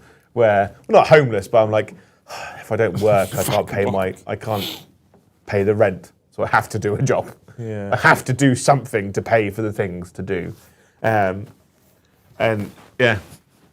Are we well behind on chat right now? Because this is just a nice hangout at the moment, by the way. Well, it's 3:30 and we've not finished yet. Thank you, Mrs. Van Hoge, for 1 gifted membership. Thank you, Ockingdorf, for 1 gifted membership. Thank you, Sanders93, for 5 gifted memberships. I don't think we're doing TGIs today, by the way. Good. What? I don't think we're doing TGIs today. I think we'll run out of time. Well, I didn't even know it was on the thing. I would have got a lot faster. No, I've only just thought about it, but I think I just Oh. That's... dropped it as well. I hope, right, that when you do something slightly wrong, right, no one goes, oh, well, I'm not going to get you that thing, am I? No, that's not. You haven't done anything wrong. Right? I just said I'm enjoying the I sit and chat. know, but it's like, this is one of my biggest, it's what pissy parents do to punish their kids when they can't think of anything to punish them about, right? So it's like when your kids are really naughty, you're like, no McDonald's for lunch. There was no plan to have McDonald's for lunch, I don't do but but you've created the consequence that they didn't know about, that was never going to happen in the first place. Yeah, I don't do that. Yeah? No? No. I've done it when I've been really funked off, No, I haven't. when I want to hurt them. Have I done that? No, I don't think I've done that ever. No takeaway for dinner tonight then? It's like, we were going to have fish finger sandwiches, but, you know. Because I will often, if there's going to be a reward for behaving, I will tell them that reward before we get started. No, I will then take it away. And it's not like one of these modern day parents who doesn't actually take it away, lets them have it anyway. I will actually take it away. I'll be like, if you're good, tonight we're going to have Domino's. And that's because Domino's is turbo expensive, so it's like once every fucking 5 months. I'm the opposite. I'm like, there will be no promise of a reward for whatever we're doing, but if you have behaved, I will randomly reward you. You know? Yeah, more often than not, it's random. Yeah. But sometimes the punishment is random. No Chinese takeaway tonight. I can't afford to buy one. I never was going to. But I can't beat you. I can't lock you in a cage. I'm going to take away that thing I was never going to give you in the first place. Yeah. No, I haven't done that. Because nowadays you can't cut phones away from kids because if it's like oxygen, if you take it away, they will just drop dead on the spot. Do you know how I solved that issue? Don't have a phone. My kids don't have phones. Yeah, that's the best place to start. Yeah. You know, And my eldest, who's 12, going on 18, is at the moment at least, he's very much in the world of, I don't want a phone. Ash is like, that's it, Ash, too many 199 super chats. No more kill team. Exactly. You know, you can do it for the people. You know, you're like, oh, didn't hit target. No crisis protocol for you people watching. Yeah, but sometimes they do hit target and they don't get to see Fire Slayer Joe. Well, we stopped playing AOS, didn't we? Well, that's why I'm bringing it back once a month. Guess what's the first army you're playing? City Sigma? Yes. Yeah, done. Thank you, Alex Randall, for 1 gifted membership. I can't believe you just threw fucking TGIs out there willy-nilly. I'm just going to go to Lidl and get loads of meat. It'll be fine. I still get meat. It's just not handed to me by someone poorer than me. What time's Tom turning up? I don't know. You know, one of my favourite things is when it's really shit weather is to get a takeaway because someone has to bring it. When you're in a real pissy mood and it's like there's like a tornado outside, someone has to drive me food. I have food in the house, but they're driving. Someone else has to suffer today. Learning a lot about you today. I can be quite petty sometimes. Yeah, learning a lot about you. Because I'm not like a violent person. I don't get angry very often. I do. You know, I'm not a shouter. I am. I'm not a threatener, you know. You know, like if Ask my old employees. like if someone drives like an absolute knob in front of me, I have a very stern conversation with them in my head. I won't beep the horn. I won't swear at them out the window. You know. I beep up other people's horns. Really? Yeah, the other day some dickhead cut my brother up on a roundabout and he was like, what a wanker. And I beeped his horn. He said, what are you doing? It's like beeping a horn. Yeah. What if he gets out of his car? Well, I'll Like, fucking get out of my car. If I go for a dog walk and there's got grass, the glass in the grass, or the kids are Glass and grass. Right, I will write a very strongly worded email to the council in my head. You know, I won't do it. Why? Do something about those teenagers. You know, more bins. Put recycling in. Put up a barbed wire fence. It's for the greater good. Yeah. Although I did put a very passive-aggressive post on the Shaftesbury Facebook group. Oh my God, you're a Karen. Right. What did it say? I was on a dog walk there. I had to put out a fire. Well, in the long dry grass where I walk my dog in like the Greenland next to my house. Well, I say next to, it's like a 5-minute walk. But I had to put because basically I was there. Two youths in black hoodies, right, set a fire in the long grass and then ran away when they saw me. So I had to put it out. Right. So I immediately, after I put it out, I'm not one of those take a picture first. I put it out and then took a picture, and then I walked back like 20 paces and took a picture of like the wider area so everyone knew it was, and then put a post on the Shaftesbury group about like, please teach your children how ridiculously stupid this is, like lighting fire, like setting fire to dry grass, because like a couple of years ago, some other stupid idiot set fire to that grass, and it basically just nearly burnt the entire area down. And those kids ran away and then started another fire in a building estate. They're building a new housing estate across the road. And I was like, I'm not chasing kids around town. Again. Because, yeah. Right. This is the legal version of what I could do, but I won't. Because like you get near them and they run away and they start another fire, and I'm not parenting with someone Well, put else. your sack away. So I put a really passive-aggressive post on Facebook, and the best thing was, it's probably the most popular social media post I've ever done. So many people posted like, "Well done, thank you for making it aware," right? And then someone's like, "Were they wearing a grey hoodie?" I'm like, no, they ran away. They're like, can you identify my child that you've never met? He's done tons of fucking Warhammer posts on Instagram and Facebook, and the one that took off was his Karen post. 100 really angry 50-year-olds commented on it, you know? But then one person was like, my favourite response was like, just some old guy was like, kids will be kids, you know? And that set all the Karens off. I bet it did, yeah. Because it's like, kids will be kids, but arson, not the way to go. No, quite. You know, basically, like setting fire to stuff. But the problem is because it's half term, the parents don't want their children in the house. They're like, go out and play. Be how I used to be 30 years ago, you know? Slim. Yeah, slim, catchable, you know? They would have put me in the back of a white van with the promise of kittens. But like, I think like, so they're like, just kids are just bored, just going around messing stuff up.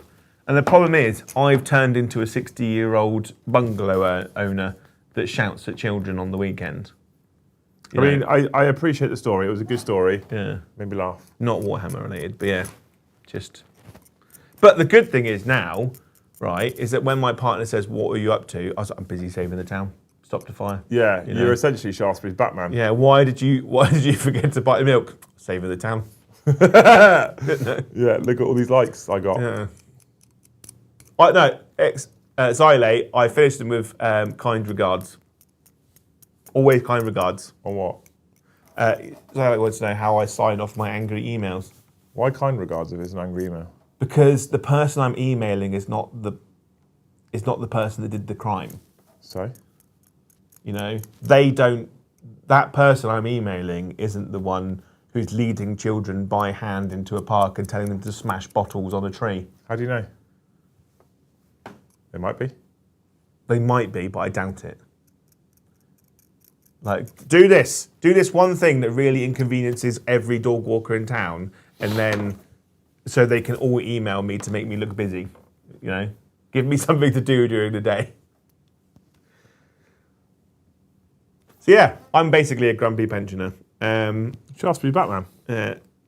Thank you, Saul Rothman. He says, with all this talk in chat about Tamiya Extra things, I'm hoping to save people money. Tamiya Extra Thin is the same formula as airbrush cleaner. Is it? Is it? I don't think that's true. I use Tamiya airbrush cleaner. I don't think I could glue models together with it. Also, I've never been much of a glue snob, you know? I've never been like, you have to use this one specific brand, you know? Yeah, but hobby hipsters be hobby hipsters, Joe. I know. It was like when people told me I couldn't use AK products. It's like all the people that are like, oh, don't use Games Workshop paints. Oh, the second someone starts with that, I'm like, I'm not listening to you at all. Oh no, I don't use Games Workshop paints. I don't use Citadel paints. I'm like, right, we're done with this conversation. Like, you have to use this particular shaped bottle of paint with a special widget inside that shakes it up specifically. Yeah, I use this rare fucking Army Painter colour because, you know, I don't like contrast, but Army Painter speed paints are great. They're the same. They're the same. The same. I hate to break it to you people. They're the same. Yeah. Thank you, Son of Olympia. I use Crypt Horrors for my spawn. I don't like those models either. Sorry. I like when I used to do when I had my Drakari army. Everyone was using Crypt Horrors for what are they bloody called? Grotesques. And I never liked them, so I used Gene Silicate Aberrants. But they're probably a bit too small for Possessed. But Crypt Horrors do look better than the Possessed model. They're like it won't be long until Games Workshop does a 25 years of the Spawn model, you know? Yeah. Yeah. I don't know why though, because no one cares about that. Thank you, Ockingdor, for one gift of membership. Thank you, Cray. Cool models every time, tons of units with rules, I think kick-ass, but have models I personally don't like. Rules I think kick-ass, but have models I personally don't like. Yeah, so it's like people buying models for the rules is super annoying. You know? It's like oh, I had to buy... I don't know if I think it's annoying, but I don't. It's not something I would ever do. Yeah, but it's like, if you think competitively, right, how many people buy model units specifically to fill a role in their army, even if they don't want them? So this is, I think, more common with things like chaff units or Yeah. like secondary units. So units that are going to go and claim you a secondary every turn or something. That's where I think it normally Well, it's like comes how from. many Space Marine players have to spend nigh on 50 quid for Space Marine scouts when they Yeah, don't. but at least they're nice models now. They are nice models, but the change to the unit composition really I don't like. It was like when the whole t-shirt launches came out. People were like, oh yeah, but they're really good. They are really good. As in, they're really good models. We've got 10 of them, and they're still on sprue. They are still on sprue. It's like the biggest upset for me with the Space Marine Scouts is that you can't have 5 sniper rifles. Yeah, I was with that cloaks. I was that person many years ago who had like a 1,500 point Space Marine Scout, like 10th Company Scout army, where my Devastators were Scout models with heavy bolters and missile launchers and stuff. And I would be like, yeah, they got a 4-up save. They don't have a 3-up save because they're Scouts. So I made them purposefully worse, but I just wanted a full army of Scouts. Yeah. And I'd do it again in a heartbeat with Liam's money. Yes. Always. Thank you, Cray, for 10 gifted memberships. Thank you so much, Cray. What a legend. We are over 100 people. I Thank you hope, so much. Cray, that all the models that you own end up just being models that you love, and the models that you love just get good rules. Get good scrub. Yeah. Thank you, Roland Bain, for 20 gifted memberships. Oh my God, Roland's got his dick out. Yeah.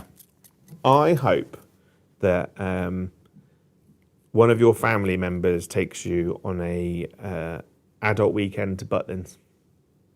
An adult weekend to Butlins? Yeah. What's the difference? With no children. Right, okay. So That's it. so adult weekends at Butlins is basically they tend to be themed, so they're like 60s, 80s, 90s, noughties, you know, like I didn't even know this was a Raymond thing. Villa. They have them like once a month.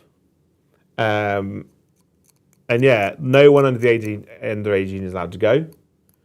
And you just spend a weekend at Butlins doing whatever you want. Most of them tend to just get drunk and party. Peg each other. Yeah? Though they do have to split up parts of the country though. Why? So you can't have like North and South mix. You can't have like Welsh people and Mancunians go on the same weekend. Why not? Right, because because Butlins has been open for years and years and years, like they've had loads of data where like when you have people of different parts of the UK get together, it always results in fights. So they have it so that like the weekenders are like sold to different parts of the country at different times to reduce conflict. How does that work though? Because if you're going to Butlins, you're going somewhere away on holiday. I don't understand how it works. Don't know how they do it, but it's mental. Great time to work though. When I was there, it was great because adult weekends, no one ever came into the arcades, apart from like early in the day when people are a bit hangover trying to find out things to do. Because no one wants to do like the high climbing like assault course when they've got a full hangover. Fair. Yeah. Fair. Thank you, Limey Panda. He says, do you think Khorne Berserker should lose the battle line keyword and become as juicy as Noise Marines? No, because I think like Khorne Berserkers have always been like the mainstay of World Eaters, you know? And I think it's true. What they need is good rules. I would argue it's weird that Noise Marines are now an elite choice. I would argue that the other way around. Yeah, It's now weird that Noise I Marines was are a elite. little bit surprised when they made Noise Marines and a like maximum of 3 unit. Because there's people out there that could potentially already own 60. Yeah, I thought You know? like because Plague Marines battle line, Yeah. Rubrics battle line, Yeah. World Eaters, Khorne Berserkers battle line, and then Noise Marines. Well, elite. I suppose like the thing about Noise Marines is that because they have been battle line, they have to be balanced, and so they're a shooting unit that's always been a little bit shit. Right? They're basically like tactical because before they were basically a 3-shot bolt gun. Yeah. That ignored cover. Whereas now they're actually a very good, very efficient shooting unit. But if you had 6 of them, that would be a little bit too much. You know? Yeah. Yeah. So I get it. part of me does want, because obviously they're doing this like the quarterly Grotmus detachment. I would love a detachment that made Noise Marines battle line. That would be great. But obviously they'd have to find a way of balancing But it. if they did a singular detachment one-off that made Noise Marines battle line, are you really buying another 3 boxes of Noise Marines to make that work? It might get taken away from you in the next Codex? Probably not. No, It's exactly. the same reason why.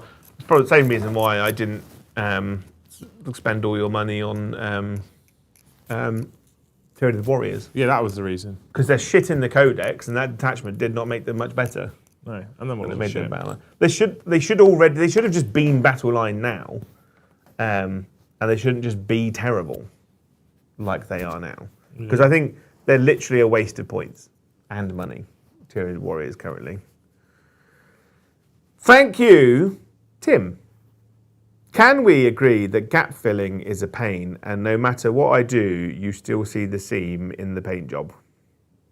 I mean, yeah. Yeah, it's Gap filling is a pain. There is ways where you can not see the seam. but it's a lot of hard work. It is a lot of hard Because work. when you're building a model, you just want to build it and get to the painting stage. Don't you? You want from spending money in the shop or online, having it arrive, getting it home, building it, and then painting it and getting on the table and using it. You want to do that as in as smooth a process as possible. When you go, oh, I've got to spend the next 2 hours like filling a hole, waiting for it to dry, filling it a bit more, waiting for it to dry, filling it, sanding it down so it's nice and smooth, you know. I like that process. then- Yeah, but what happens is it slows you down and then you never get the models painted. We used to blend metals when I was doing my craft stuff in my when I was doing my engineering job. Yeah, but you had to do that as your job, so you had to get it done. Yeah, but it's Whereas very the problem is satisfying. now it's your hobby. When you bend a metal round, Yeah. then you rivet it down. You've got like a join line like that, and then you start working on sanding it to the point where you just watch the line eventually disappear. It's very satisfying. Yeah, but it's a lot of effort, and you don't even like converting models. I would 100% every day of the week. I'll fill gaps in like robes rather than convert models. Nah. If you don't like it, Joe, give me the models with the gaps. I'll give you the ones to convert. No, We I just there'll be a gap and I'll paint it.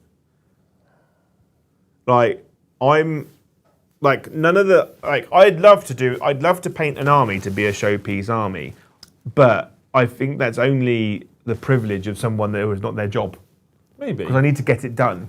maybe. Yeah. But I'm very much a case of I've got a lot to do. I want to get it done because if I spend loads of time on one army, everything just builds up in the background.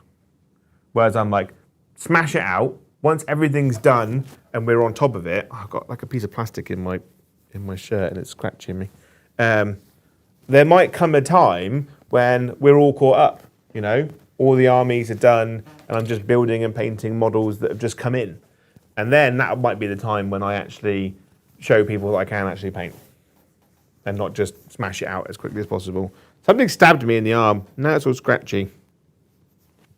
Thank you, Will Stewart, for 10 gifted memberships. Thank you, Will. I hope none of your models have gaps. Ever. They just interlock smoothly. Some of the best models Games Workshop, the other stuff that's really astounded me that Games Workshop's done over time, is where they've managed to hide seams in the models. The best model I've ever built for that was Talia Vedra for City of Sigmar, where they've hidden every single seam in like hairlines and stuff that's like overlapped, or like the seam is also where like the part of the lion body fits with like a piece of armor. So there's like it's all like it's all perfect. It's never like in the middle of like a bit of like a tail or like part of a cloak. There's some that they've done as well, which for me personally, and I'm going to be a bit of a bitch about it, but just inexcusable. Have you ever built Sword Brethren?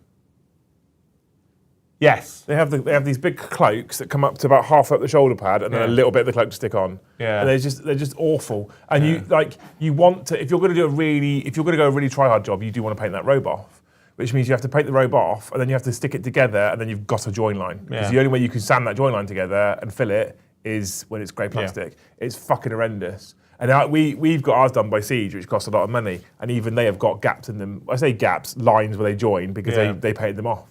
It's awful. And I'm like, is there really any need to actually have that as a thing? They've designed capes on loads of other Space Marine models where the cape is a single piece and it basically just glues in underneath Yeah, the shoulder pad. this is the point. Some of the shoulder pads have got the bit of rope already stuck to it, so it's not like you can just glue the rope together, sand it, and then just drop it on the shoulder pad. It's fucking stupid. And because I built Ragnar in sub-assemblies, and when I put the two parts of his cloak together, I had plenty of opportunity to blend it. Don't talk to me about that one Infernus Marine shoulder pad. Have you built Mark 6 Horus Heresy Space Marines with knobbly wobbly shoulder pads? Oh my Every single shoulder pad is a two-piece part that glues together. Whoever did the sprue for those Mark 6 should have been sacked. Yeah. It is just offensive. Yeah. It's offensively, terrible. They've been doing knobbly bobbly shoulder pads for the last 20 years as a single piece. Yeah. And then they release a box set that has them in. And just chop them in two. Should have been sacked. Immediately. Yeah. Without doubt. Thank you, Will Stewart. Do either of you watch the latest season of Reacher? Paulie looks like Liam ate another Liam. Yeah, I can see that. Who's Paulie? There's a character in the program called Paulie. He's fucking massive.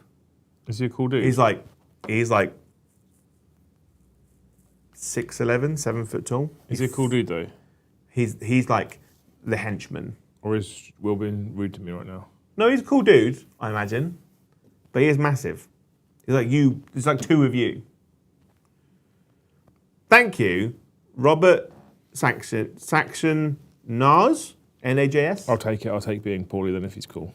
New Space Wolves or Dark Angels need help. Love you guys. That is not easy. That's not an easy question. One of the reasons why that's not easy is we haven't because seen all the Space Wolves. we haven't seen all the Space Wolves. So I think if the second half of Space Wolf comes out and they go full furry vibe, I'd be like, fucking Dark Angels.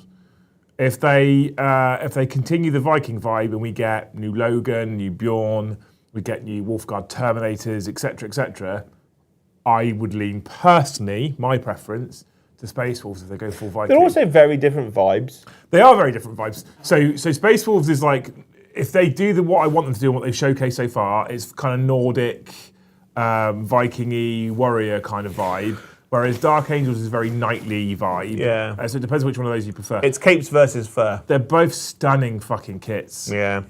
So from what we've seen so far, like I say, I have to say what we've seen so far because we haven't, this is straight up as well, we haven't seen anything else from Space Wolves yet in the studio. But what they've shown us on that release, my gut would lead me towards Space Wolves. Hence I started painting Ragnar and gave Joel the Dark Angel stuff to finish off for the Channel Army.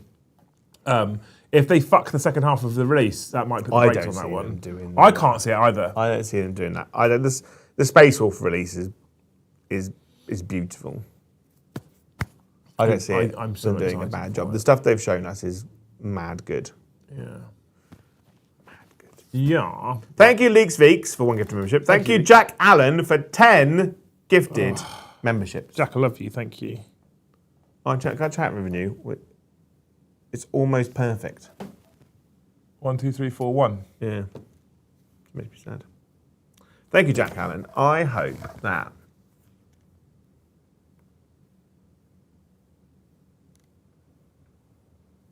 your work, if you have to wear suits, just decide you don't have to wear suits anymore. Comfortable clothes all summer. Wear what you want. Flip-flops is art. Gangster's Paradise says the new Space Marine 2 fairy mask skin has me concerned for the second half. They didn't do a great job on that helmet, on that skin. The helmet is the weakest part of that skin. Because they kind of based it off the really old shit plastic. I'm mostly just surprised people are still playing Space Marine 2. Oh, I love it. Me and Josh played last night. Played the new Trigon level. It's banging.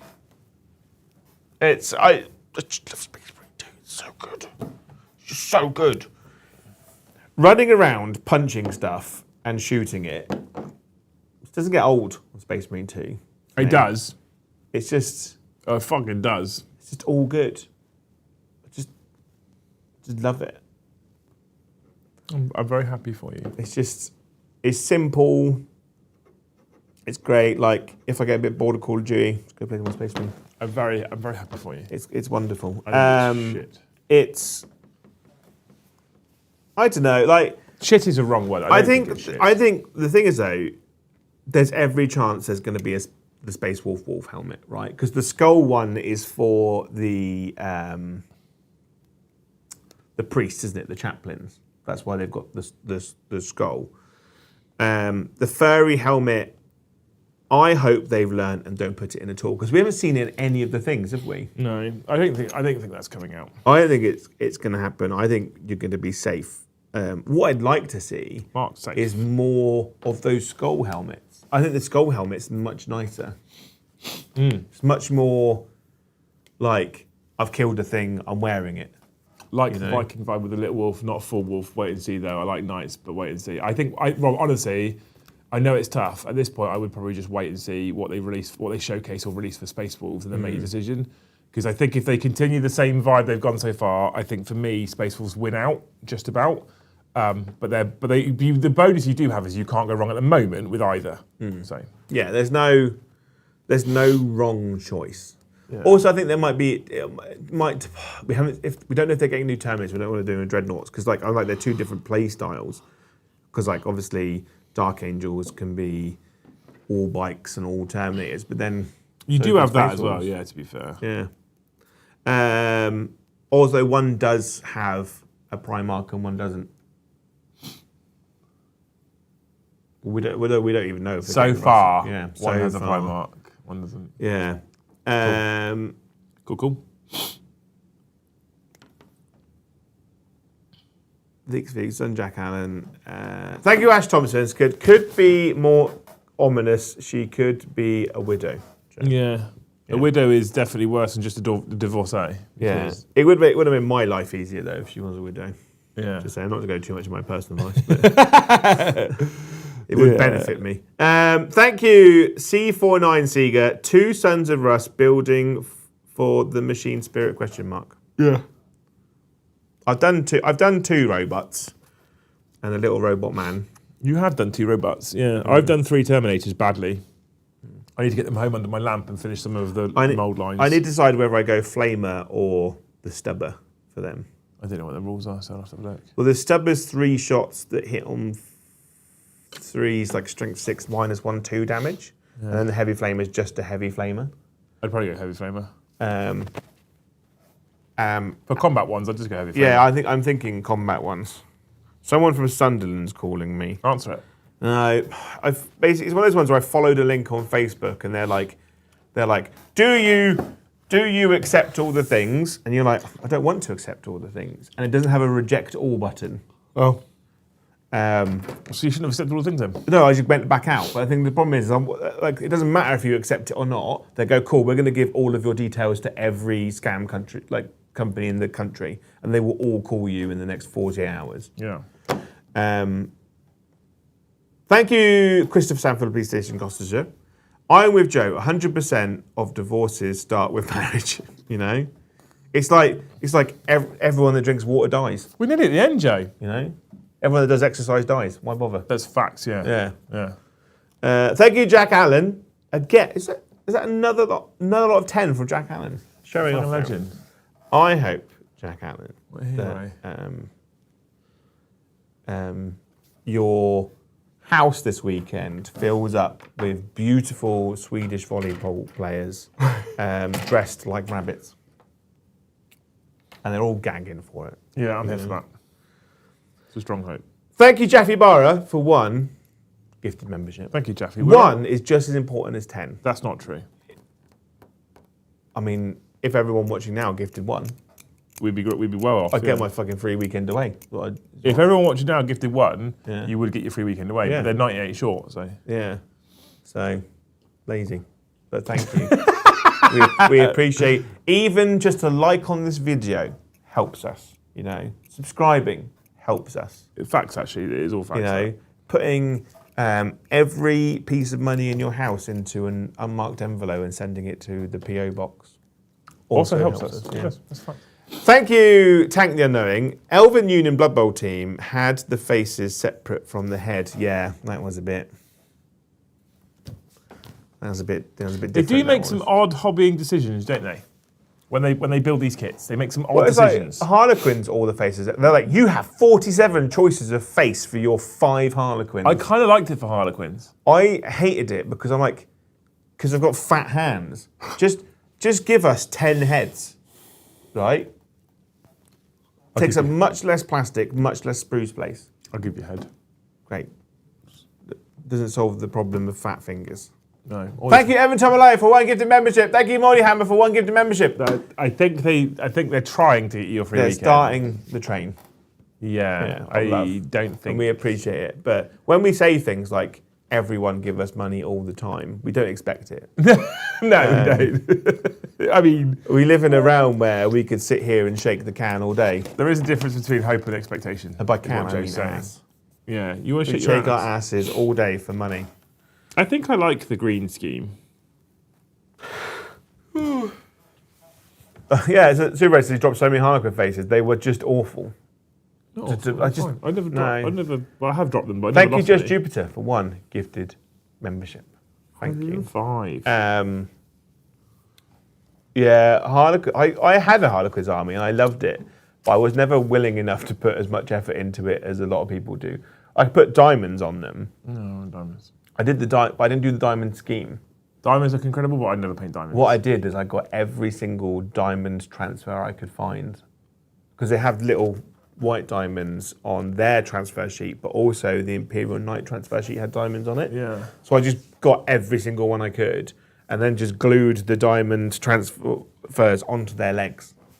Oh, I And it wouldn't. looked great. I wouldn't even do that. Yeah. I just paint them single And then I colours. stole all of my partner's nail tape. It's basically Tamiya tape, but for nails. And then I just laid it over and then just airbrushed on the colours. Oh, look at you. So it's kind of like diamonds, but not. Because the Harlequin ones are like diamonds connected to diamonds, whereas these are all just like loose diamonds everywhere. Oh, there you go. Got the job done though. We are also now well over. Well over. Yeah. 1:30 till 4. Yeah. 1:30 That till delicious lunch 4:30. that you never promised to take me on, 2.5 that you just hours. threw out there. It's not going to happen. No, I think we've got time, have we? I'm just going to go to Lidl and I'll get meat. You mean Aldi? Same thing. Yeah. They're kind of the same, but different. I'm a bit sad because I didn't think about it until just then, and I was like, "Oh, I could do some ribs." I looked at the time, I was like, "Oh, we're not going to do it, are we?" So I'm sorry I threw that out there, fine. out loud. Thank you, however, for your wonderful support, you wonderful human beings. Today, with 105 of the finest gifted, 174 likes on the stream, with 270 people. Do you know still where I watching. want to go again? I don't care about this stream anymore.